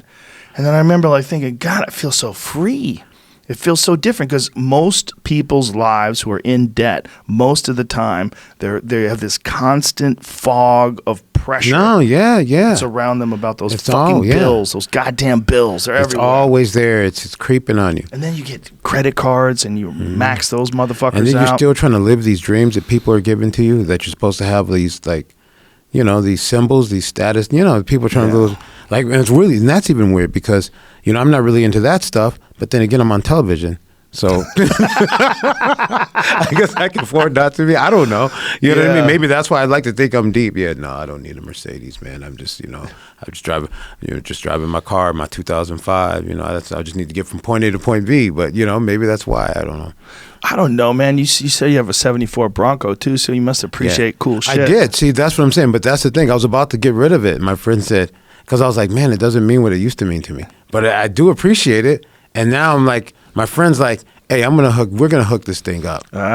So I was like, all right, I sent it to him. He says, I'm going to give you a deal. We're going to get it all hooked up, right? And But it does, I will admit that, like, before it meant a lot more to me than it does now. Kevin Hart came over here with a Bronco the other day. I saw his Bronco. The red one? His is better than mine. Dude. Yours is too. His is dope. His makes me realize how cool the convertibles are when they're done as convertibles. Right. Like, he's just driving around with no top on. I'm like, oh, that's so nice. That's how I would do mine. Because I had gotten mine as a convertible, and I went and I got a top because I want to do a hard top on it. Look at that. But if you're taking it on and off, That is a nasty Bronco. Yeah. You know, he has his own car company that does this shit. He does this shit with his own company. He's got like 100 businesses. Dude, I never met anybody as motivational or motivated as Kevin Hart. No, I follow him on social media, and that man is... Yeah, and I saw what he was talking about, you know, talking to you about too. Yeah, he's very motivated. Yeah, he's the most authentically positive person I think I've ever met. And look at that, he's got an Eleanor Mustang. That's a fucking beast, man. They made that at his place too. So he has his own fucking car place that makes him cars. Look at that. I mean, the dude's off the charts.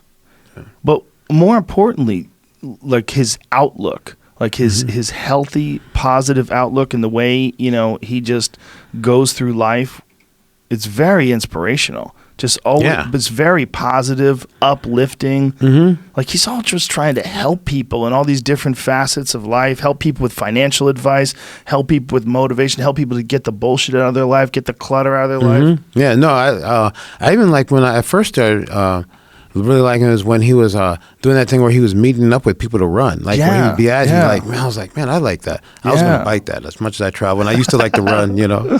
Well, you could always do that. Other people do that. My friend Cameron Haynes does that all the time. He'll invite people to run with him places. Yeah.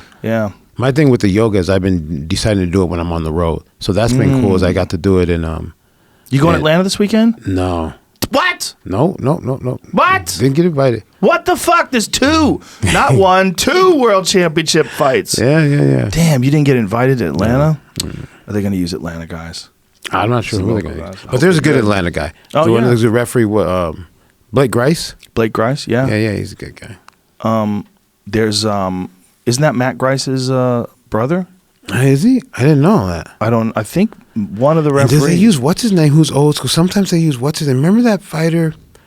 He used to have the black dude with the like a patch of gray here, but it's like it makes his hair look real cool. What's his name? He's a real good fighter. His son fights MMA now.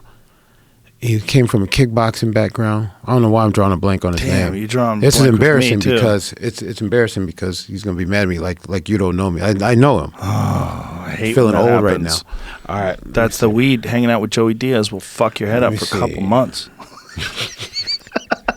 When was the last time you did Joey's podcast? No, it was probably a couple of years ago. Oh, okay, but so it was fun. I'm safe. I'm recovered. I'm safe. Yeah, dude, he'll change your life over in that weird room. He gives people those stars of death. I know. Yeah, 250 milligrams of THC. That's crazy. 250 milligrams? Yeah, that's crazy. That is a crazy amount. Yeah, that's not right. No, it's not right. I'm still trying to think of this guy's name. Yeah, I know you are. I'm trying to jostle your memory in some way. We'll come back to it. Yeah, There's a lot of guys who are former fighters that I think Frank Trigg's doing referee work now. You know. Yeah. Frank Trigg's really good. I would like more guys to do that, and I would love to have more former fighters be judges. You know who I saw who was really good, who came and took my course, is Chris Lieben. Yeah. Good referee. Well, he's been doing stuff in camo, and he's coming along, and he's doing it. Yeah, I think. Nice. Yeah. He just won in a bare knuckle boxing. Yeah, fight. I saw some clips of it. It was I mean, it looked good. It's good for him too. Like with his style, his crazy style. That's actually a great move for him.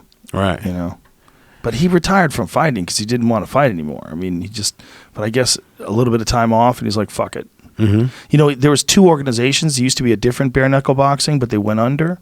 And when they went under, they owe him like $90,000. Yeah, they cheated him. Yeah, they owe him. Yeah. That's rough, and his recourse is just let people know, these guys owe me money. Did you see the clip that Crooklyn from Crooklyn on Twitter put up of the owner of Bare Knuckle Boxing saying that a fighter didn't fight hard enough? Yeah, I saw that. Yeah. And he was proud of it. He's like, this is the way we do it. See if you can find her tweet. Yeah, this is the way we do it. This is what you can expect. Yeah, like that was ridiculous. Like, you're just gonna dock a guy's pay. Yeah. So he took 50% of his money because it didn't meet. Yeah, because it didn't meet his standards. Yeah, I remember when he said, "Did the crowd cheer?" That's something to get the crowd. I don't think so. I hope not. I'd hate to see that. Something the crowd could cheer for. Yeah. Your attention to the president of the Bare-Knuckle Fighting Championship. Look at his, Mr. David Feldman. He looks like he's on coke. Look at him. Look at his evil look in his face. Hey, you guys having fun tonight? Make some noise. Bare-Knuckle Fighting Championship is a brand new sport and a brand new company, and we're here for action. And we want action, and we demand action from the fighters. Demands. We didn't get action in that last fight because Rusty Crowder wanted to run. Therefore, he's given half his purse to Reggie Barnett. Make some noise, Biloxi. This is how we do it at Bare Knuckle. You fight or you don't get paid. That's not good. It's not good that he thinks Zombie Prophet wrote this can't be legal. See what Steffi Hayes wrote. Crooklyn MMA. I wonder how that works. So like, okay, maybe it's in the contract. She wrote, "What the actual fuck is this hillbilly bullshit?"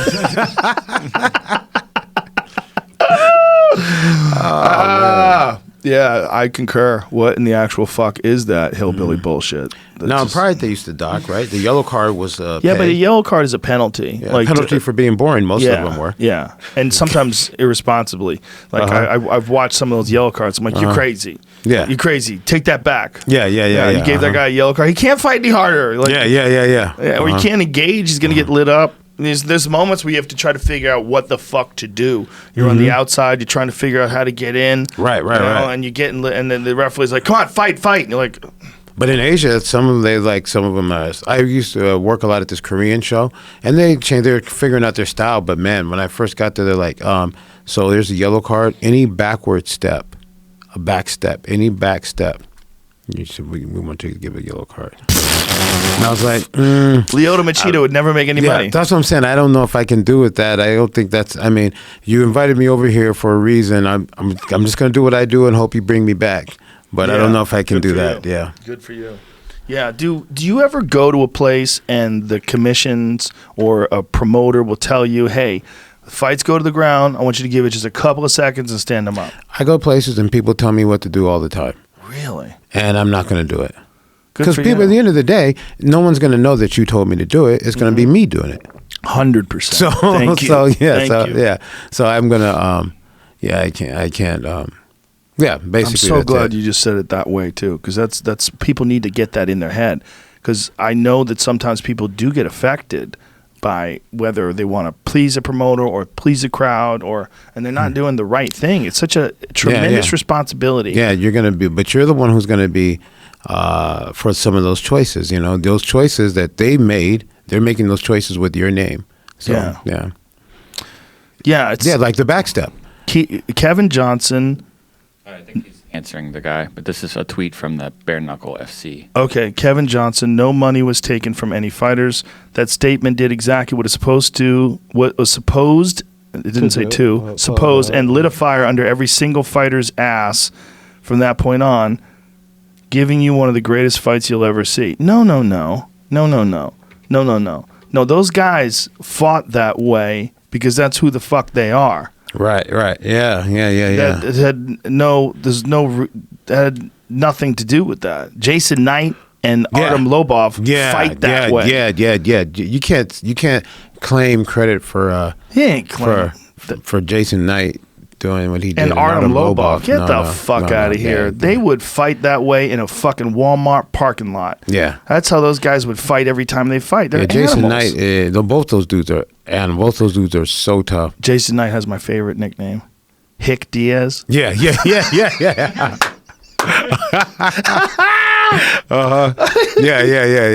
like, he's a bad motherfucker. He's a bad motherfucker.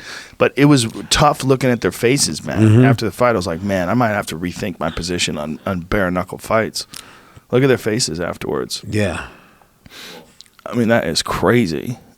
It's a lifetime of cuts. Yeah, all over the. I mean, look at his right under his nose. That giant cut there, like that is a crazy cut, man. He's just stitched the fuck up all over the place. That is rough, man. His whole face got lacerated. I mean, that is a lot of cuts. Yeah, that's more like a Muay Thai fight, and it really makes you think. But again, that's got to be the most brutal, right? Muay Thai, yeah, I believe so. Muay Thai bare knuckle would be like what they call that, lethway. Where they kind of like wrap the hands up in a hand wrap. Yeah, it's not bare knuckle, but it's I think bare knuckle Muay Thai would be the hardest. But the thing, what my argument was always, and it still remains this, that if you're not going to pad anything else, like you're not going to pad the shins, you're not going to pad the knees or the elbows, why are you padding the knuckles? You're just giving people a false sense of security in terms of what is actually effective. We don't want to practice something that doesn't really work if you don't have gloves on, right? I mean, if every time you punch someone you don't have gloves on, your hand would break. You would go, okay, clearly you can't punch people. It's stupid. You got to use elbows and knees, and you got to do something else. Saying. Right. So in order to fight with your knuckles as much as UFC fighters do, you pad everything. You put wraps. You put padding over it. Boxing is like, it's a different world as soon as you take gloves off. Yeah. It's a different world. Punches get in that you can't block. It's way more consequence, a lot more cuts.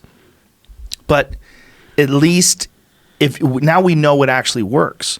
Right. I see what you're saying. I wasn't thinking about it from that point of view. Yeah, that it's giving people are thinking that yeah, you're right. Like people think that boxing, well, before MMA, you were thinking it was the most effective way of doing things. Yeah. But then when you, MMA is a whole different from the size of the boxing glove, of the techniques you can do and what you can't do and what's going to work and what's not going to work. Yeah. It's supposed to be the sport of fighting, and you've basically brought it down to a raw form, but you're still covering the knuckles and padding the knuckles just because of perception.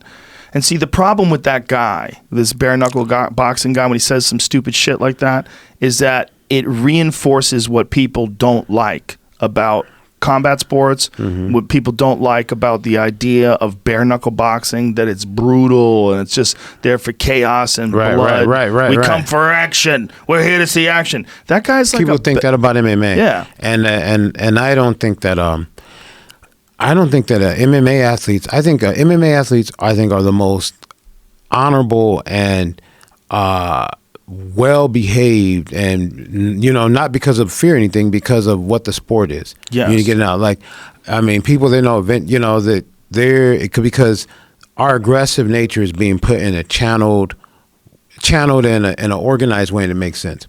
I'll tell you, one of the most aggressive. I run around the Rose Bowl when I see the Peloton come around, that's one of the most aggressive things I've seen. Man, those dudes are constantly cursing each other out and cursing everybody else out. All the little soccer moms out there trying to run around the Rose Bowl. But really? The guys, yeah, man. Oh, but the guys throwing punches are never, cursing people out. So the runners? No. What's a Peloton? The guys on the bikes. But isn't that like? Oh, I thought Peloton you stand still. I don't know. I'm talking about the guys at the Rose Bowl. It's a bike race? No, I'm saying they'll train there. Oh. When they come out and they train, man. So they're riding stationary bikes. They're riding together. They're riding together. And they're out there. They're not racing? They're training. And they're yelling at each other? There's some aggressive. Those dudes are aggressive. Because they're cutting each other off and shit? Is that what's happening? Maybe just to follow the rules right or just... There's the word Peloton, which means a group of cyclists. It's not the same as the brand. Yeah. Oh, okay. So the cyclists get together and they're I backed racing, off of it because I didn't think I'd use the word properly. No, you're right. But, I was like, whoa, wait a minute. I thought I used a big word and made a mistake. Okay, yeah. All right, okay. So these people, they're racing and they're cussing each other out. They're training. Oh, so they're not racing, they're just training together on the same track. I think track. they're training together. Well, that's at the Rose Bowl. Okay, you've been to the Rose Bowl, right? Yes. You know there's a running loop? Yeah. You go and you can get in 5K around it real quick. Yeah. Those dudes are intense. Really? Way more intense than I see our athletes acting. Well, because there's not as much consequences. Right. You know, they're not going to get off the bike and beat each other's asses. I feel like they're talk about to. shit. Really? Yeah. I bet they are. Well, it's like... One time I wish one of them would have come back and he said some stuff to me. It's like road rage, right? You get road ragey when you're in your car. Yeah. I was like, your workout's done. Don't do another lap. These guys I'm looking for you. That's at the Rose Bowl. Oh, okay. And so they get mad at each other because they're trying to pass and shit? It's intense. It's aggressive. Maybe because there's probably rules to it, I think. I think there's like there's probably a lot of structure as to riding in a pack like that. Right. And then also they're trying to get their workout in, and and then there's other people out there trying to do other stuff, and they're really serious about theirs. I mean, you know. Yeah. It's aggressive. Maybe it's just shocking to me because it doesn't look like it would be that aggressive. Right, because when you think about fighters, like especially guys even training together, it's rare that they swear at each other or talk shit to it. Like if two guys get in an argument, like if a guy doesn't let go, somebody tapped and people scream or something like that. Yeah, and so that's the other thing. I think that's why the respect has, because to get better, you have to put yourself in situations where you're gonna be at a disadvantage and vulnerable, and so you have to trust your training partners to have this level of respect, and you're gonna have to reciprocate that. Yeah, well, especially with things like leg locks. Yes, exactly. You got to be really careful to let go quick. And man, this leg lock game that people are doing now today. I need to learn it. I don't know it. Yeah, see, that's the thing. I used to think I was good at leg locks. And they used to be so simple. Yeah. And then because I guess it wouldn't take much to be good at leg locks. You just have to be willing to do them back in the day, right? Everybody else is like, no, it's the yeah. So, but it now, used to be like a simple setup. Yeah, you dive on a heel hook, dive on a toe hold. Now dudes are very intense. Yeah, and there's other things. Some people were good at it. They were doing other things. Yeah, like maybe the way they hide their feet or the way they do this. Well, I gotta say that the first guy in modern MMA that started really wrecking people with leg locks was Imanari. Yeah. And then Paul Harris. Yeah. It was Imanari and Paul Harris. Those are the two guys. I remember George Gurgel, he fought Imanari, and Imanari ripped his fucking knee apart, man. And, Gurgel's a Brazilian Jiu-Jitsu black belt. It was very early in the fight. Imanari just did that Imanari roll, just dove on the knee, and next thing you know, he's got you in a fucking inverted heel hook. And then Paul Harris, anything you can't defend, it's like, he's too strong. Yeah, he's too strong. So he can do, and the way he's built, he can do a lot of stuff that just doesn't make sense. Remember he had that guy against the cage on a single. It's like nobody's worried about a leg lock from there. Boom, invert it. Those legs grab Ripped you. it apart. You're not going anywhere. Yeah. Yeah. Yeah, he was devastating. He didn't let go, and he would really, really mangle your fucking knee. Right. Yeah, so that's when I remember when because I got to referee him in Brazil before he was doing a lot in the UFC, and so I kind of seen him in like I think one might have been a tournament format, and I've never had any problem, but he stopped when I told him to, but I There's don't know. one fight of his I think it was from Brazil, where he's got somebody in a leg lock and he's not letting go, and I think it's a leg lock. See if you can find it, but it's an early fight in his career, but it's crazy. Like they're like trying to pull him off the guy, and he's not letting him go, like a pit bull. Right, and he's so strong, and apparently his upbringing was horrific. Yeah, like I heard he had a tough. He's it's weird. It's like because you see that behavior, and I always see him. He seems like some people have a cool energy when they're just around. Yeah, it always makes me smile when I see him. But I don't smile when I see that. I mean, you know what I mean. But he's one of those guys that's like soft spoken, easygoing. Mm-hmm. Yeah, I think something happens to that guy when he engages. When you're locked in Mortal Kombat, he becomes just pure savage. Yeah, and he does leg locks that no one else does because no one else is strong enough to have those legs that just when he, you know what I mean? He doesn't care if both legs are there, arms in there, anything's in there. It's all smushed. It's all scrapped. It's all getting trash compacted. Yeah. He had a very interesting grappling match with Gary Tonin. Did you ever see that? I did see that. Yeah. I didn't. Yeah. I saw some clips of it, like some bits of it. Yeah. It really shows you how good Gary Tonin is. Yeah, Tonin's amazing. Yeah, he's because great. Yeah. Paul Harris is so much bigger than him. Mm-hmm. I mean, he's probably 40, 50 pounds heavier than him. Mm-hmm. He's much bigger than him, you know, and to watch those guys go back and forth is really, really interesting. Yeah, but Tony, like he's one of those people who you get a position, but it's still just so hard so he can just move away, Well, his grappling's so elite, and he's getting really good at striking now too, and he's really dedicated to MMA, and he's undefeated. He's been fighting in ONE FC, which I'm excited. I'm very excited about ONE FC. I love what they're doing. I love the attitude they're taking of making it about respect and martial arts and bringing it to like some old school martial arts values. They're fucking gigantic right now in Asia. They put on great fights. Yeah. And they have the best fighter in the world. They have Demetrius Mighty Mouse Johnson. And what's really cool is because there's a lot of guys in Asia who are really exciting to watch at that weight. So it's kind of exciting to see him get over there with all these guys. I'm really excited about that. Well, he got tested in his first fight. I mean, he won by submission, but he got tested. And Alvarez got stopped by that Russian dude, Timothy. What is his last name? The guy that stopped. God damn it, I forget his name. The guy that stopped Eddie Alvarez. Timothy. It's Timothy, not Timothy. It's some strange Russian name. Timothy? No, I don't remember his last name. But anyway, he's a beast. Nastyukin. Nastyukin. Yeah. Hey, yeah, that's right. Nasty is in his last name. Yeah. Nastyukin. The first letters of his last name are Nasty. Timothy Nastyukin. Did you see that fight? No. Play the stoppage. Play the knockout, the far right one. No, the far right one. That one right there. Oh yeah. Okay. Yeah. Just play right there. There you go. This dude is this Russian cat's a beast, man. He was very seasoned in there, like really relentless with his pressure and super confident in his power. And he stunned Alvarez a couple times in that fight. I was pretty shocked. I think there are a lot of guys that aren't in the UFC that are capable of fighting in the UFC. That's what I'm saying. So, like, definitely, there's I get to see a lot of those guys at those shows in Russia. See, I'm watching this cat, and this is not like a freak knockout or something like that. This guy's got real smart technical striking, and he's also puts tremendous pressure on, and he's also got big power.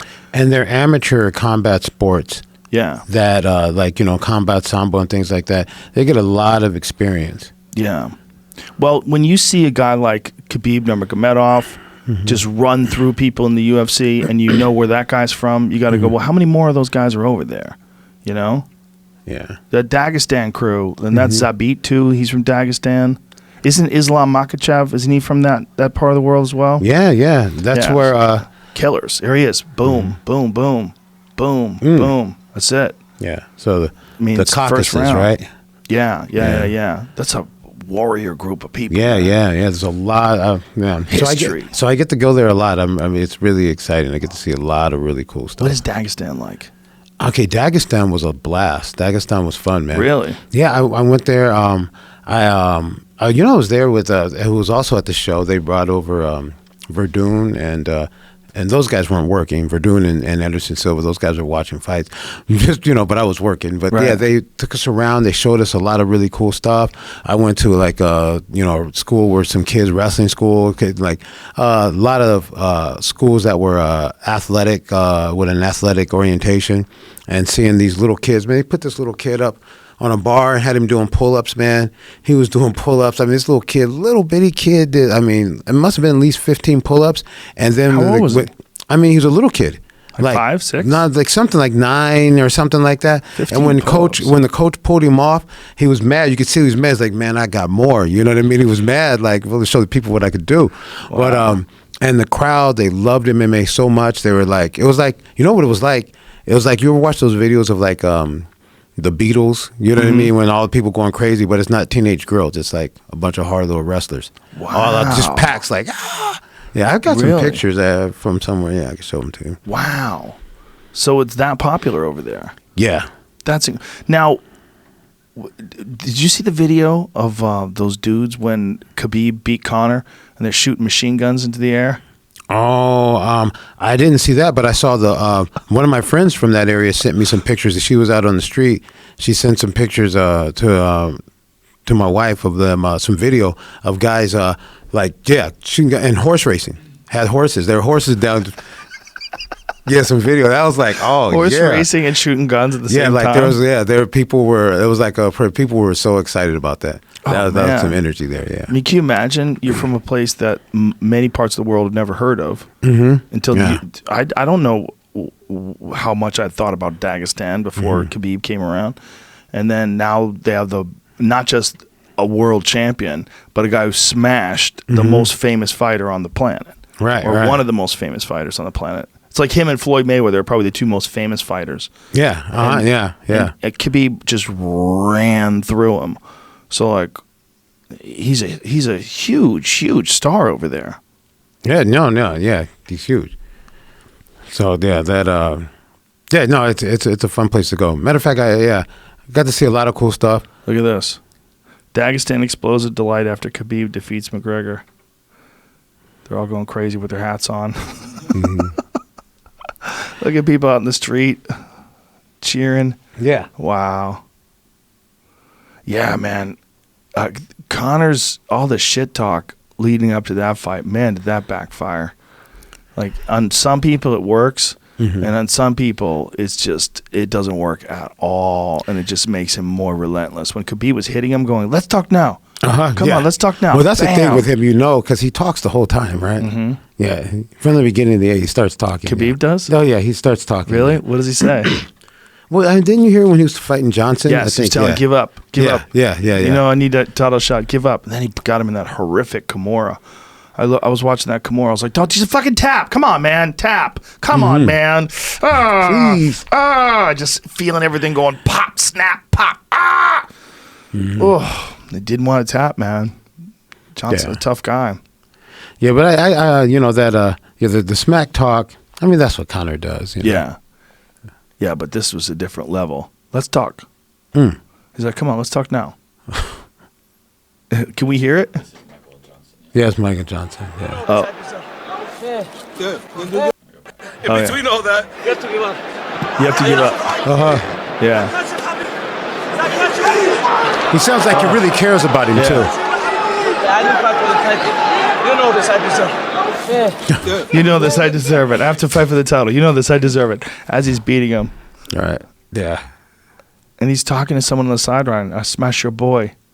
The scariest thing that he ever said was about Conor, I want to change his face. Like, oof. Yeah. I want to change his face. Like, oof. Jesus. Yeah. So I heard he's retired, right? Conor? Yeah. You don't buy it, right? No, I don't. Yeah. If you had to guess? Yeah. He's fighting again. Hans Molenkamp, you know Hans? From Monster? He just sent me a picture sparring with Conor today. Oh, okay. So, right. Connor's training. Yeah, I know Hans. He's doing something. He's a monster or something. Yeah, he works for Monster. He's training. He's gonna fight. He's probably just fucking with people, you know. I mean, Connor's a master showman in terms of like how to keep people interested in him, and I just think he got way out of line with all this Khabib stuff. You know, but I like the way he takes his losses. Oh, he took it well. I like the way he goes out there and talks smack whenever he wins. I think like from a sports psychology point of view, I think he's developed there. You know? Yeah, but I don't think the way to get another fight with Khabib is to continue to talk shit after he smashes you. I mean, he doesn't have any reason to. You can just talk shit. Like he didn't just win. He smashed and tapped you. Like there was only like 1 or 2 moments in the fight where Conor was taking control with some of the striking and the stand up. You know, and that's another choke. That's another misunderstood choke. That fulcrum choke that Khabib got Conor with. That is a legit neck crank. Yeah. And people that don't think that, he tapped to that, like you would tap to that too. And if you didn't, you're stupid. And people because the chin was down there right there. Like there's a lot it generates a lot of force. Yeah. It can unhinge your jaw for one. Yeah. Rip your face apart. Yeah. That's a legit submission. Yeah, especially with that. The back of the forearm exactly. Yeah, against the back. The back of your forearm against the guy's back as leveraged, with which causes that fulcrum. Yeah, that's horrific. It's very powerful. Yeah, it hurts bad, man. There's a lot of those neck cranks. It's just like, you watch people and you just go, please tap. Yeah, there it is right there. Like you see with Khabib's left arm, the way it's pressing against the back of Conor, and then also yanking on that. And that is ripping his fucking neck apart, man. Yeah, you never. Yeah, you until you felt one. Yeah. But Conor, it's interesting that the way he's posted up like that. Like he's trying to get up and he's getting cranked at the same time. Yeah, you got to kind of. Yeah, he was already he had already been smashed by then too. You know, he'd been hit with so many big punches from the top. He takes a great shot though, I'll tell you that. Yeah. But it's just one of those things where I think in order for him to really have a real chance at getting another shot, what he's got to do is beat somebody big and say something that makes Khabib consider it, you know, but not in the way of what he's been doing in terms of, you know, talking shit about him and talking smack. I mean, I think the only way it's going to be public demand. Like he's going to have to get to a position where people want to see him fight Khabib again to see that the result may be different this time. And then maybe if he could just fucking communicate something to him. Say, you know, I respect you, you know, all trash talk aside, you know, I would like to test myself against you one more time, and I think I earned it. I think that's the only way he's going to get it. I think the only way he's going to get it is to win a couple of fights, beat some real big-name guys, and then make it so that's something that Khabib's actually interested in. Well, okay, so I don't know if that's the only way, but it's the way that would be that I would like to see. They already offered it to Khabib, and Khabib said, fuck off. Yeah. But like that path that you're talking about sounds like one that fits good for me. Yeah, I'd like to see it that way. Yeah. Do you think that trash talking in MMA has gone too far? Or do you like it? I mean, well, I think it's entertaining. Yeah. For some people, I think it's not. Well, here it's hard. Well, because it's not always what I want to see, and it's not. I don't know. It's not the type of person I am, but not everyone's going to be me. That's what makes the world go round. Right. And a lot of people want to see it, and also sometimes it does bring some energy and some. You know, when it's well done, it does bring some energy and some excitement to the fight and to the sport. And at the same time, not every fight. I think what's really interesting and what's really exciting about the UFC is that there's a lot of fights that people want to see that have no bearing on the title. Right. And so there's something to that. Fights that just people want to see. And I think trash talk sometimes makes fight that people want to see. Yeah, for sure. Yeah, it makes things emotional, makes things intense. It's great for selling things. It's great for selling pay-per-views. But the question is, like, is it good for the sport overall? And should it be something that we encourage? Well, that's the thing is, how do we decide what's good for the sport? In what way? Right. How do we decide? Is it good for the way the sport? Do you want the sport to look as far as martial arts and being a respectful thing and people looking at us like that? Maybe not. Is it good for the sport or the growth of the sport and for more opportunities for our athletes and for our athletes to become names that draw attention from other people that normally didn't know about it? I don't know. I don't know either. But yeah, so I don't know. I'm torn.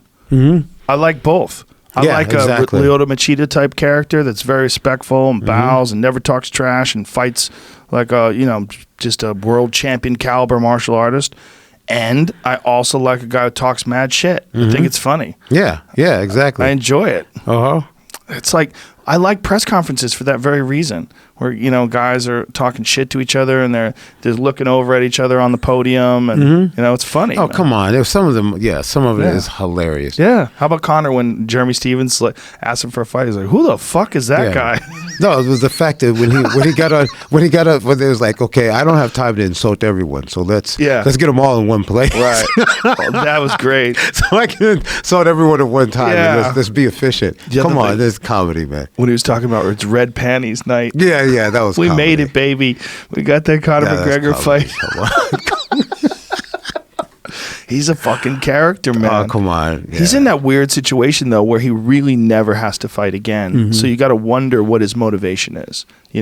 Like he has $100 million. He has a gigantic whiskey company. That Proper 12 is murdering it. That place is killing it. That company is they're moving into other countries now. I mean, they're killing it. He doesn't have to do a thing ever financially. Right. Unless he wants to eat diamond sandwiches. He's like, he basically could do whatever the fuck he wants for the rest of his life and just live off interest. But he still likes to fight. Yeah, I think so. Yeah, I mean, that's what brought him into the Khabib fight. He didn't have to fight Khabib. But just, how much does he want it? I mean, does he want it the same way a guy like Stylebender wants it, or a guy like Kelvin Gastelum wants it? And also, I think that, part of wanting it is different too. Maybe people might want things on their terms too, on certain terms of way you get it this way. Like some people are like, oh, you'll want it. I want it any way I can get it. Some people might want it and say, well, now I want it this way. Well, he was going to fight Cowboy. That was a fight that they were basically trying to make, but it was going to have to be a co-main event. And because of that, I think Conor was not interested anymore. He wanted it to be a main event, And I'm like, Jesus. Like, is that really what kept us from Conor versus Cowboy? Can you guys work that out? That would have been great, right? Yeah, Conor versus Cowboy. Make that a fucking main event. Like, make some malarkey title. Come up with some 160-pound title or some shit. Just come on, man. Do it. That would have been... I mean, they give out these interim titles left and right. How about you come up with Everybody some malarkey? Was excited when that was going to happen.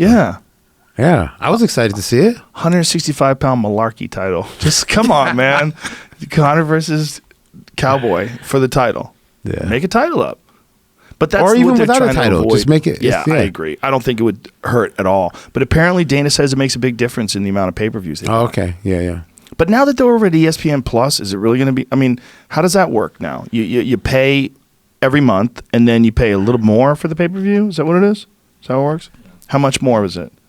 It's just like $5 less or whatever it is that you're paying. So it's $5 less because you're monthly. Yeah. Well, that's a good deal if you're into watching all those fights on ESPN Plus. It is nice. They do have a great library, but so does Fight Pass, right? Where does that put Fight Pass? No, but Fight Pass, I can't see some of the stuff that's on. Yeah, there's other stuff on Fight Pass. There's this other. Oh yeah. Way more. There's weird, obscure Muay Thai organizations, and Fight Pass is awesome for the gym.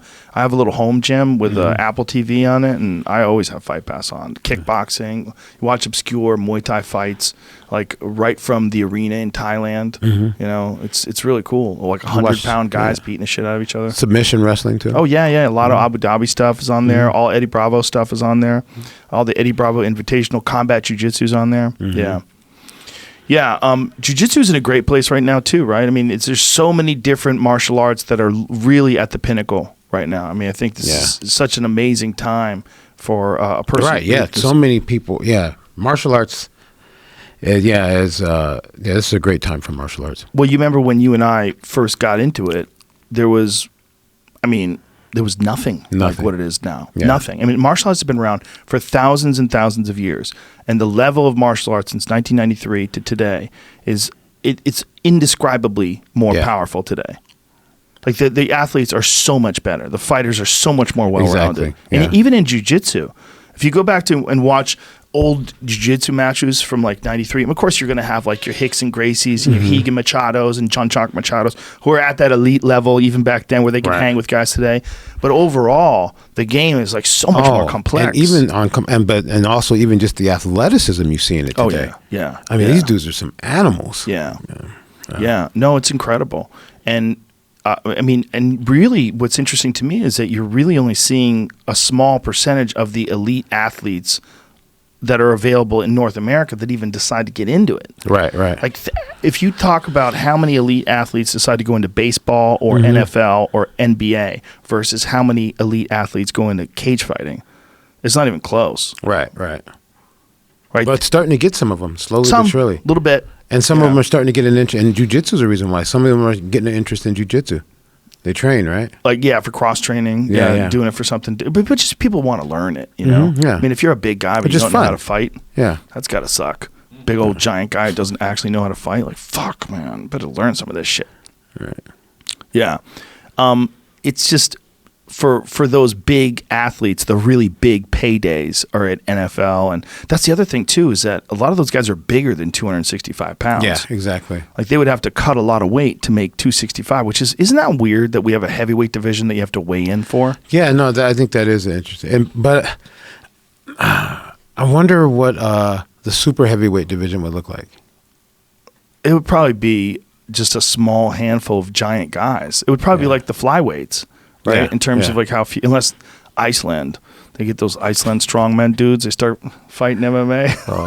Have you seen what's his name, the Polish Pudzianowski? Yeah, Pudzianowski fights a lot now. I like it, and you know what, when people were kind of giving him a hard time about it, but man, Puja, I have a lot of respect for him, man. Yes. He fights hard. He brought put a lot of eyes on our sport. Yes. Pudzianowski, I'm a fan. He's still fighting. Yeah, he's still fighting. He's gotten way better. He's gotten better, and way smaller. He never way fights leaner. any chumps. No, and he brings it in. Dude, Here he is. Look at him. Look at the size of that motherfucker. Still, and he looks skillful now. He's moving much better. And here's the thing: this fucking guy's getting better. Yeah. Got balls of steel. Yeah, he fought Tim Sylvia. Yeah, which was I refereed ridiculous. that fight. Yeah, I was like, I could not believe that's who they put him up against for as early in his career. Like that's what I'm saying. Fuck the respect. That's what I'm like. I'm respect. Like when I was like, respect. You chose him. Yeah, but it was ridiculous, and he chose him very early in his career, very where early. Yeah. he really didn't have the skills that he has now. And Tim is a world champion.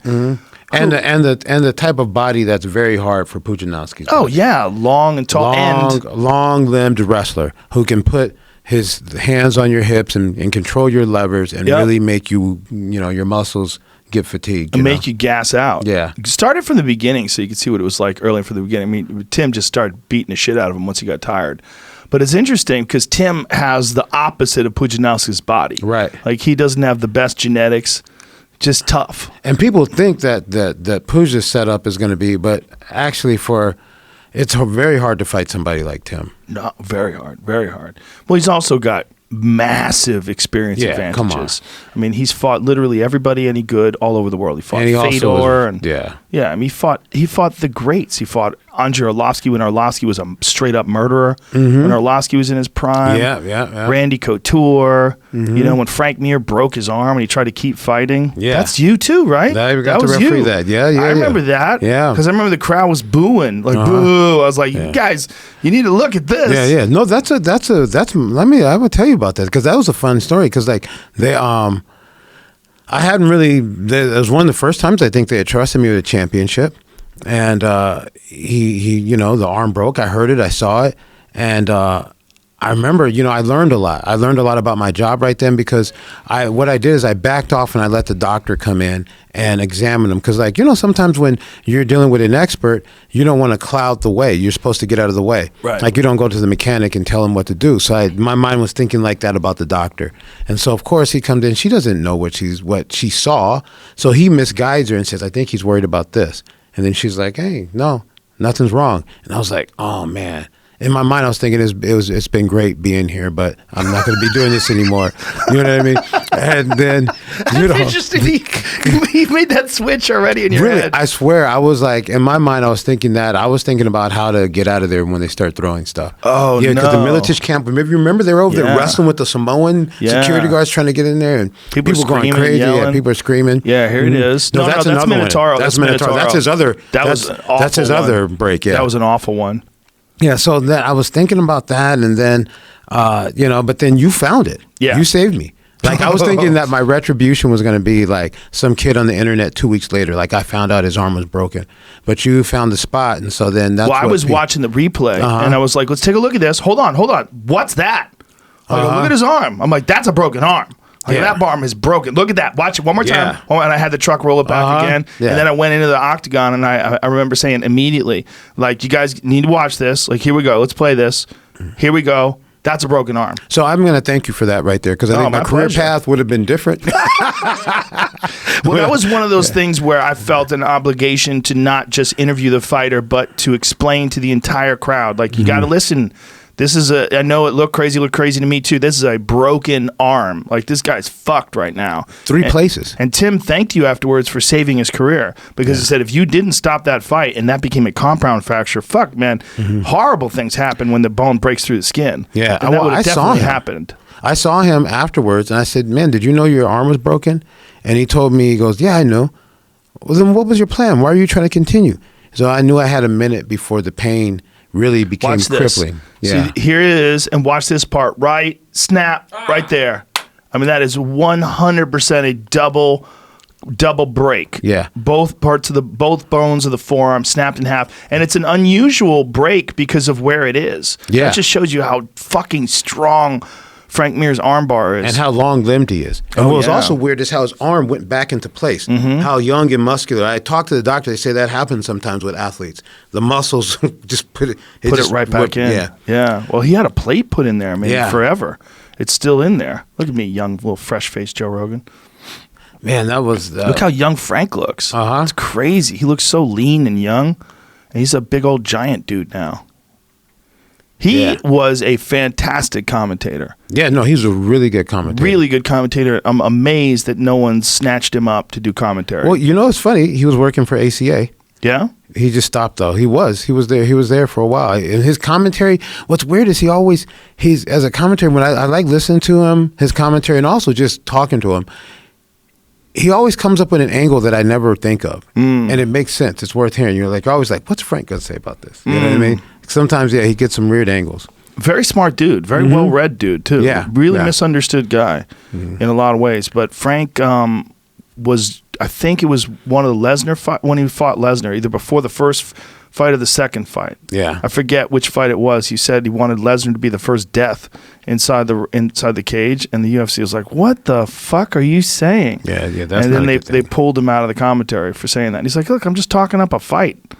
And that was it. He was doing WEC at that point, remember? Right. Yeah. Dude, he was really good, man. I remember listening to his commentary. I'm like, this guy, I'm a big fan of former fighters doing it. I think they do the best commentary. He does great commentary. Daniel Cormier. Daniel Cormier. Cormier is fantastic. He's really good. Dominic. You know who else I like? I like Dan Hardy. Dan Hardy's excellent at it. Dan Hardy's really good. He's actually kind of morphed into, I mean, he really is as solid as anyone, including myself, is doing like professional commentary. He's as good as anybody. When we're talking about Felder that too. Oh, Felder's good. He's talking outstanding. About that one, that fight. That's where I learned definitely that when the doctor with the dealer, that they don't know what we all take for granted, that it's the arm. So that was kind of my fault for earlier. Now I definitely always tell them, look, this is exactly what happened. This is what I'm worried about. This particular part, you know. Oh yeah, that's got to be huge for you, because like if a woman gets into the octagon, or a man, and they don't know anything about the sport, they're just there because they're a doctor. Right. Yeah, they would have no idea what the fuck happened. Yeah, and I didn't even. I know it seems like that should be the first thing I thought about, but yeah, I didn't. Long ass time ago, bro. Yeah. How many fights do you think you've called?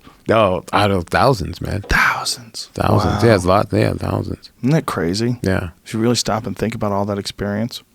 Do you do seminars for young up and coming referees? I do. I just did it this weekend. Yeah, where at? In Pasadena. Oh. So you can go on my website, find out about herbdean.com. Also, you can follow me at Herb Dean MMA on Instagram. That's where I usually do stuff.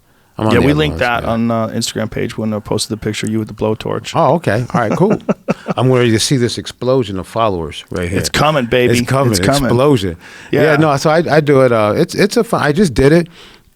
It's a cool thing because I like doing it because it makes me better every time. It makes me have to think about things. I look at So we spend 3 days doing it. So they say that about teaching anything, right? Yeah.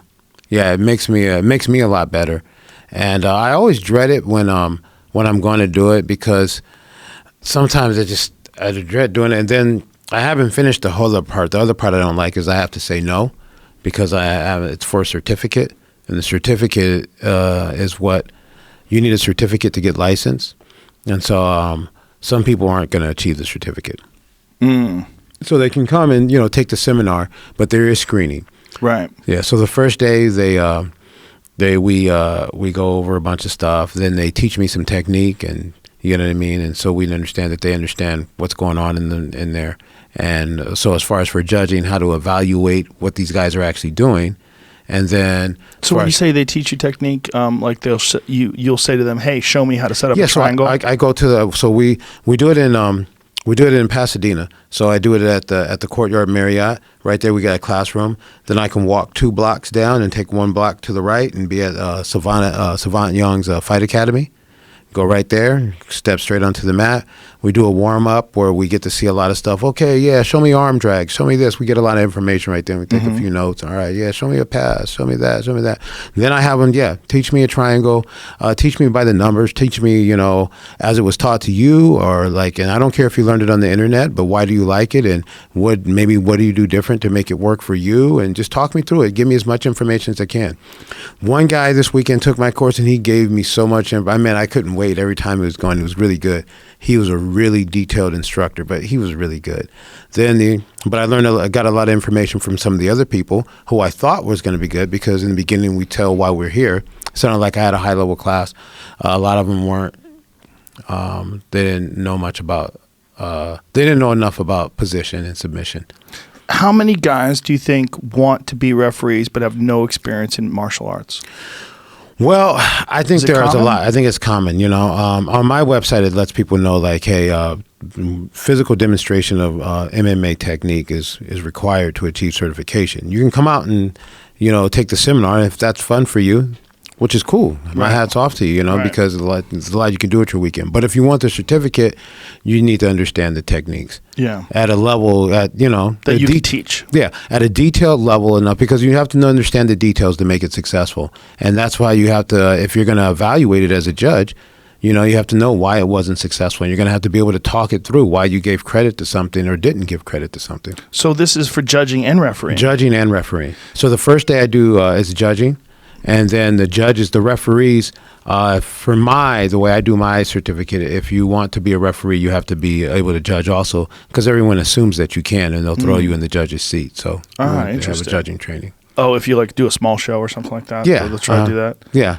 Yeah. Small show. So we used to have this thing where Eddie Bravo used to score the fights in between rounds. It was excellent. And what was good about it is Eddie would break it down on a piece of paper. He would have a right column and a left column. Right column would be you, left column would be Jamie. And then he would write, okay, Herb took him down 3 times. Herb almost got an arm bar. Herb landed 5 leg kicks.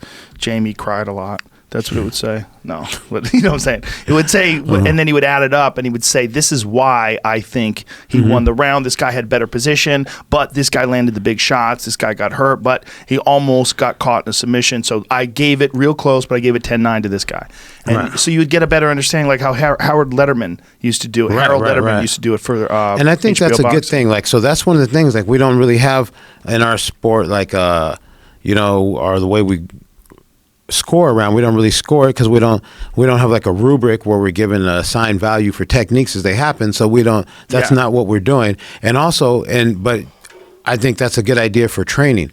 It's hard to do it the way Eddie does that live doing around, because who can write all that without taking your eyes off for a second? Right. And you take your eyes off just for 1 second, you miss. You might miss something that was huge, Yeah. And so that's why a lot of commissions, Well, I think Eddie, what he did was he had he wrote kicks, punches. Right. He has a shorthand system, I guess, right? He put X's on the sides. Every time someone took someone down, he put a little X And there. I encourage people to do that. And so that's what I do. I tell them, I show them other, different people have different systems of shorthand to take some notes, because in the back, you're going to want to have some notes, especially when the matches are done, they'd say there's a split decision or there's a split round, there's an outside judge. Everybody's going to be getting their their game together, their reasons why they gave it that way. So that's you're going to have to be able to talk about. So that's a good way of scoring a round, is preparing yourself to be able to talk about what you actually saw and what happened. Yeah. And context to the scoring criteria. That's awesome. And then this certificate is from you? Is that how it works? It's from me, but recognized by certain organizations that are going to make it so that you can get a job. So it's from me, and here in the United States it's recognized by the Association of Boxing Commissions. And if you're going to apply to, let's say, CAMO here in California, you're going to have a certificate of training before you apply to the amateur, or before you apply to, let's say, the Boxing Commission out in Tennessee, to the Athletic Commission out there, or the Athletic Commission in Nevada. They're only going to hire people who have taken a course that's recognized. Big John does one as well. Yeah. A couple other people do them. That's excellent. Yeah. Big John's is coming up in June, that fight weekend. He does the big one, June 6th and 7th. I just did mine. June 6th and 7th, where at? Do you know where? Nevada. In Vegas? Yeah, if you look for his social media. Is there a UFC card that weekend? Yeah. That's why he does it then. Yeah, I'm giving a plug to my competition, but it's okay. Yeah, it's okay. At the end of the day, we want people to get some good training and get information. Well, Big John is not competition anymore. Now he's a commentator. Yeah, but for my training, he's never as competition as a referee. I mean, we're trying to do. But as far as for my course, I want people to take my course. But if they're not going to take mine, I want them to take his. No, he's awesome too. Yeah, no, that's There's a few guys that I get very excited when I see that they're refereeing a big fight. I'm like, okay, I don't have to worry about that. Definitely. Big John, I know, I've always felt very comfortable. Damn, he's been in there from the very beginning. Yeah, from the beginning. I mean, there is not a person alive that has more old school credibility than Big John. And more high-level fights. Oh, yeah, man. Yeah. And he's seen it all, the good, the bad. You remember Murillo Bustamante versus Matt Lindland? Oh, yeah. He had to tap him twice. Yeah. Big John stopped it, and then Matt Lindland complained that they let him fight again. I'm like, no. Yeah. Oh, you're going to go bring up, bringing up that old one. What about the other one too, right? Conan and Sakuraba in Japan. Yeah, the Japanese made them fight again on the same night. When the fuck has that ever happened? It's not going to happen again. Never. And that was from a punch too. Stopped from a punch. Right? He dropped down, grabbed a hold of the ankle. Conan hit him with a punch. Fell. Right. But that's the way Sakuraba shoots. Yeah. He shoots like this.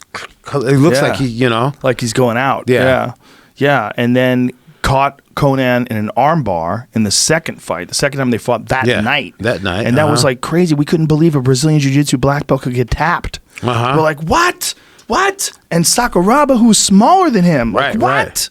And then we realized who Sakuraba. Yeah, man. Yeah. Sakuraba was. He, to me, really carried the flag of catch wrestling, that Carl Gotch style of submission holds, more so than probably anybody else that ever fought in MMA. Yeah, definitely. Like his style was all Kimuras and arm bars. And, remember when he used to tape his legs up? It looked like the guy could barely walk, man. Yeah. How the fuck was he fighting so good? His legs would be mummified. And he's doing submission wrestling now, right? Yes. He fought in Quintet. Right, right. Yeah. He fought, his crew fought Eddie Bravo's crew. Right. No. My friend Richie tapped him. My friend Richie Martinez. Boogeyman, yeah. Oh, okay, yeah. Boogie that's a lot for... Boogie's bad motherfucker. That's a lot to deal with. That. Yeah, unless you're 100% full-time grappler. And Boogie's got nasty darce chokes, man. You caught him in a darce. Yeah, and Boogie's got all that break dancing weird, and he's always... His flexibility is ridiculous. And his dexterity is ridiculous, too. So I feel like, there's some people you say, okay, he's good. Then there's some people you look at as so... Like, I've never got to, roll with him, but he looks like one of those people that, like, you don't know what it feels like until you feel it. You know what I mean? Yeah. He's very strong. Yeah. His brother is too. Gio's very strong too.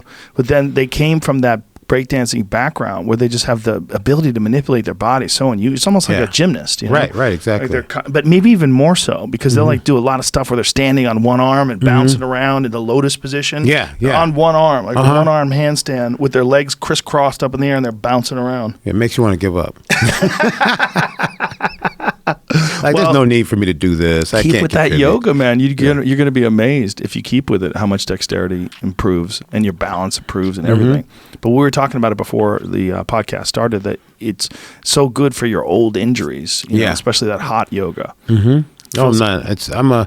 I'm probably a little bit annoying right now. I'm like a little Bikram yoga evangelist. You know they get annoying. I know. Yeah. It's like Brazilian Jiu-Jitsu blue belts. I've been born again. I love, Bikram yoga. Yeah. I'm guilty as charged. I do that shit all the time. I do that with everything I like, though. I get annoying. It's fun though. I've been doing it in other countries too. So like, really? Like, when I take those breaks, that's what gets me. Derails me. So I'm like, I'm gonna do the extra work, find a place when I get there. So I got to go do it in Prague and Warsaw and St. Petersburg, and there's a little different flavor. You know what I mean? So it's cool. That's dope. Yeah, I'm a big fan. I like to do it on the road too. Mostly I do it at home, but it's just. It also, that strain of that 90 minutes, I think, is like meditative. There's no music. You're just in the poses for 90 minutes. It's cleansing. Yeah. Releases all the bullshit you hold on to in your brain. It just it does. Yeah. Sweeps that out the door. No, it helps with all that. Herb Dean, we've been talking for 3 hours. Oh, really? Can you believe that shit? Wow. Crazy. Yeah. Flew by. Hey, but you know what? Actually, it's kind of cool because we hang out with each other a lot, but this is the first time we got to talk for 3 hours. I know, right? We've been seeing each other for years. Yeah, every time we get some dinner together or hang out at the fights, it's like brief conversations. Yeah, it's brief. It's at the airport. You know what I mean? I'm pissed that you're not going to be in Atlanta this weekend, man. Yeah. Damn. Yeah, I know. What the fuck? How does that work? Like, how do you know, like, when you do and don't get Sometimes they call me, and, there's some athletic commissions I know are going to call me. Atlanta, I thought, would be one of those because I've usually done it when they've been there. I've done it. How often do they tell you in advance? They don't tell me that. Sometimes they tell me far, sometimes not so far. So some commissioners, they get on board. Like, I got called about Minnesota pretty early. He reached out. He was aggressive about getting me on there. And he was like, man, I really appreciate that. Figured the man wants to make sure I'm there. This Brazil show that's coming up. Cristiano, the commissioner, he reached out to me a long time ago. Beautiful. And said, hey, man, I want to make sure you're at Who's on that card? The Brazil card. Let me see who's on that card. Let's look that up. Let's see who's on that card. I think there's some good fights there. Isn't Aldo fighting on that card? He's got like a big fight on that card. Aldo's in a comeback surge right now after knocking out Renato Moicano. I mean, that was gigantic. It might not be labeled yet. Yeah, I'm trying to see. Sometimes, like, the UFC doesn't put it up on its website. They don't put it up. Rose. What's Rose that? Namajunas. Oh, Rose. Oh. Is that Jessica Andrade? Oh, yeah. Yeah, that's exciting. Oh, that girl's a little pit bull. Yeah. Jessica Andrade is terrifying. Did you see that knockout of Karolina Kowalkiewicz? Yeah. She KO'd her with that overhand right. Jesus. Anderson Silva and Jared Cannonier. Holy shit. Aldo, that's right. Volkanovski. That's a fucking fight. Aldo and Alexander Volkanovski. Volkanovski is a fucking juggernaut. Little Nog still throwing down all these years later against Ryan Spann, Thiago Alves, against Staropoli. I don't know that gentleman. Man. Oh. PJ Penn versus Clay Guida. What? What? Damn. Okay. All right. That's a good card, man. What day is that, Jamie? May 11th. Oh, shit. Might have to have a fight companion. We haven't had a fight companion in forever. Herb, you should sit in on one of those if you're in town, man. I would love to. They're the best. Okay. But people get ridiculously hammered. And if Eddie Bravo starts throwing around conspiracy theories, you got to check your watch. Right. Damn, look at the time. So, we'll drink some beers and stuff like that. We're good. Okay, yeah. Did you say it's May 11th, Jamie? Yeah. Yeah, I'm open right now. Yeah. Maybe we can make it happen. But I'll be there. You will be there. Oh, you will be there. I found out ahead of time. That's what I'm talking about. Yeah. The Brazilian one. Okay. We'll get you in for one of these. We should get because most of the time it's not the four of us. Most of the time it's like 2 or 3, and so we have room for others. Okay. You're a bad motherfucker. I appreciate you. Thank you so much for having me on, man. Always cool hanging with you. Yeah, good Herb times. Dean, ladies and gentlemen, and tell people how they can find you on Twitter and Instagram. Yeah. Herb Dean MMA. On everything? Yeah, on everything. HerbDean.com. Find out about your course. Yeah. All right. Thank you, brother. Thank you. Herb Dean, ladies and gentlemen. Oh.